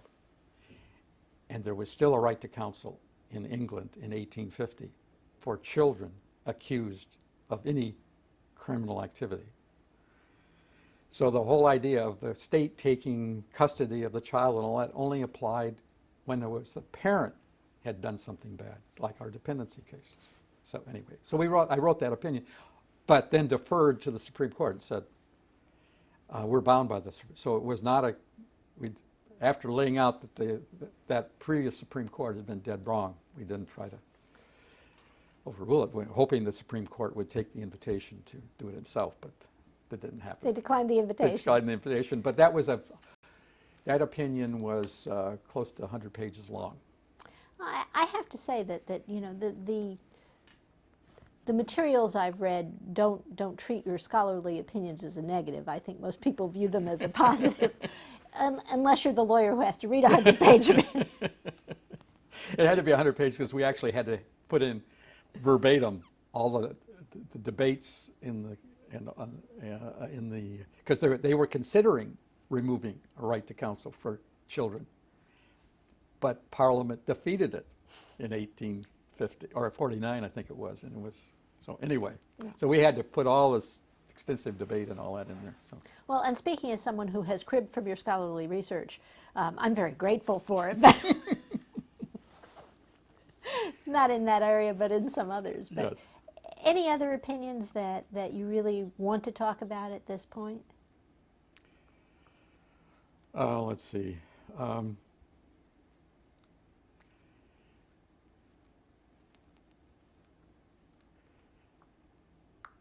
Wollersheim versus Church of Scientology. This was a former Scientologist who had sued for mental distress and a bunch of other things, but primarily psychological type things, the Church of Scientology. And it had been, in the trial court, had been a very trying thing for the trial judge. The Scientologists had stacked the courtroom, and they'd had demonstrations outside the courthouse, and they'd done all these sorts of things. So we were prepared for.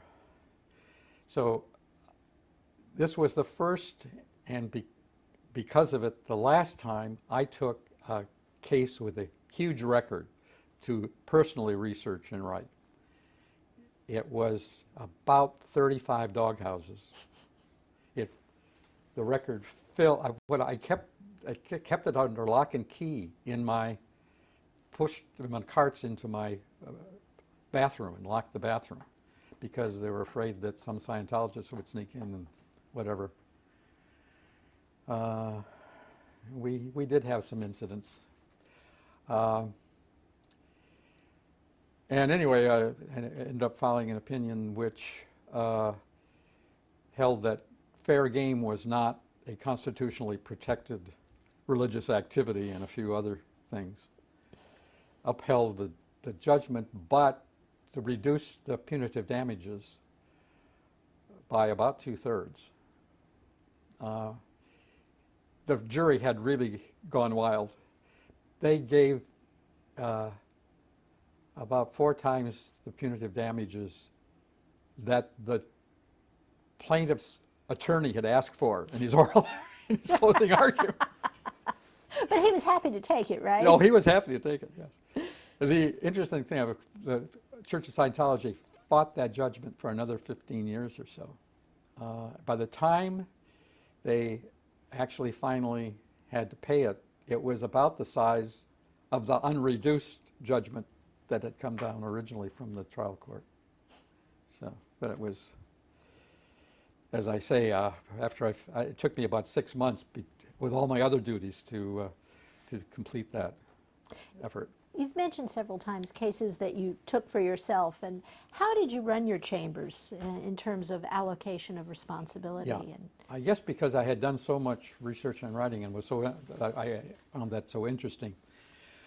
I like to take some cases which I thought were going to be important cases, and and particularly if they were in some field I was interested in, to personally research and write. What I tried to do to have the time to do that and still produce all the volume that we have to produce was I would skim the briefs of all the cases and write a little one paragraph summary of what I saw as the issues, and where I thought I could make a tentative call based on the briefs, make a tentative call, which I could do maybe 2/3 to 3/4 of the time. The other times I said, too close to call. Then I'd give it to my research attorneys, and they would, if their further research suggested that the call was wrong or needed some modification or anything, they would come back to me. And we would discuss it, and very often, I would say in a good third of the cases where I made the call, a tentative call, we came up with a different result. But it did give them a clue as to when to come back to me, which cases, if everything looked copacetic with the way I made the tentative call, I didn't have to see it until they came with the first draft of the opinion. So it was a way of controlling the outcomes and having a minimum hand in all the way along without having to get too deeply into all the other cases until it came time to review the drafts. Now, you had your research attorneys with great longevity. Yes. My first research attorney, who was still with me almost to the end, Phil Gore. Phil Gore and he had been at the Western Center. He'd been director of litigation at the Western Center at least one of the times I did a brief for them. And we worked together on the case, essentially. I mean, he came to the oral argument with me and so forth. So I knew him pretty well. So when I got appointed, first thing I got appointed, I called him for a suggestion of somebody who would be a good research attorney. And he said, I'd like to be a research attorney. So that made that search very short. Right. And then Carla Debenhofer came to me in 1980, I can't remember, 85, middle 80s, as an extern from Loyola Law School. And then she asked to stay for a second semester as an extern. And then she had an offer from a big firm, and then I asked her if she wanted to be interested in. At that time, I was using, for my second research position, a rotating position, where you take somebody fresh out of law school, you keep them for a year, and they go on. I said, for this coming year, how would you like to be that? And she got a deferral from the law firm, and she finished that first year, and I liked her work enough, and she liked working here enough. We decided she'd stay on, and she was with me for, 18 years or something like that. Did that make it easier having such consistency in your chambers? Yeah, once you sort of got them trained into your writing style, it made it a lot easier. I mean, they knew what you wanted in terms of style, and what issues you were going to have difficulty with, and which ones are going to be easy for you. And yeah, it made a lot of difference. You get very accustomed to each other's way of working, and I'm sure you're finding that with some of your people. Absolutely. But did you find the give and take that you had with them help you in or keep you enthusiastic about some of the cases? Oh yeah, those cases in which were still a substantial number of cases in which either they had through their research developed a different result, my tentative result, or in cases in which they came across an issue that we hadn't seen at all in the briefs, so forth. No, we had very lively discussions. Sometimes they go on for quite a bit of time. Now, I also used large use of externs. I had in some summers I would have as many as 5, 6, 7 externs, and so that kept me alive too, because that's a whole different thing. Then you're working with them the way you would work with the very first case that a research attorney had. Now, you in large part were responsible for the fact that we have an extern program Well, here. I was recruited because I'd been a professor. I arrive on the scene and they found a victim. Because they had an extern program, but I took over. But I must say I did nothing compared to what Paul did. Paul was really turned it into a first-rate extern program. I did not. I did a decent one for many years, but he did a really high-quality extern program. He made at a model. Well, you had worked with Paul, we're talking about Paul Boland, before you had ever come to the court, and certainly yes. before he came to the court. Oh, yes. Yeah, he was at the Western Center when I was, I think, chair of the board of the Western Center and a professor at USC. So we went back. And then he'd been involved in clinical education at UCLA at the same time I was involved at clinical education at USC. So, and Dave Binder, who ran the UCLA program, and myself were both social friends and got together, compared notes quite a bit, and sometimes Paul was in those discussions too. So I knew him well before. Right. Well, I want to give you the last word here. Okay. Not that you haven't had words before, but if you were to be able to choose how history wrote you, if you will, either as in your work as a judge or your work of your lifetime outside of that, what is it that you would want people most to say about you, that your strength, your greatest contribution was?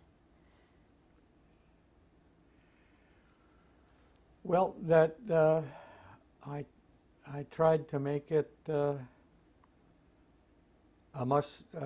more just world in both capacities. One thing I tried to do when I was a judge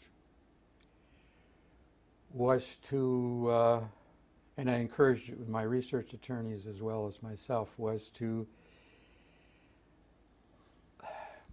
shall we say, as much as possible, neutralize the difference in the capacities and abilities of the contending counsel. In other words, when it was a very good lawyer from a very good firm, wrote a very good brief, and the other side, not so good a lawyer, not so good a brief, we should try to compensate for that. Make sure that they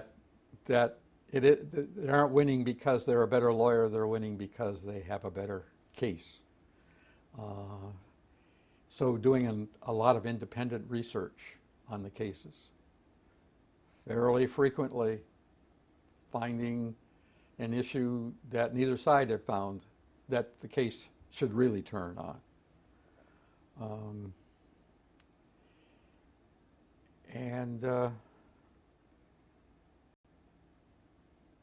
Trying to make sure that the less powerful and often the less wealthy party has as good a shot at winning the case as the one that had the resources and the high quality lawyer and so forth.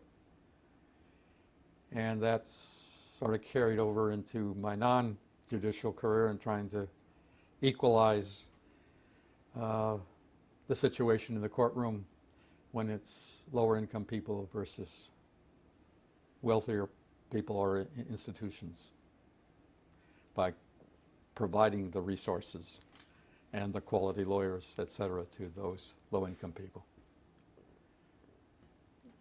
And if we have the Earl Johnson Right to Justice Act, that'd be okay. That'd be okay. But you don't have to put the name on it. Well, thank you. This, I hope, has been instructive and informative, and it certainly was a lot of fun. And thank you for asking all the right questions. Is there anything I left out that you wanted to cover? Not that I can think of. Okay, good. offhand.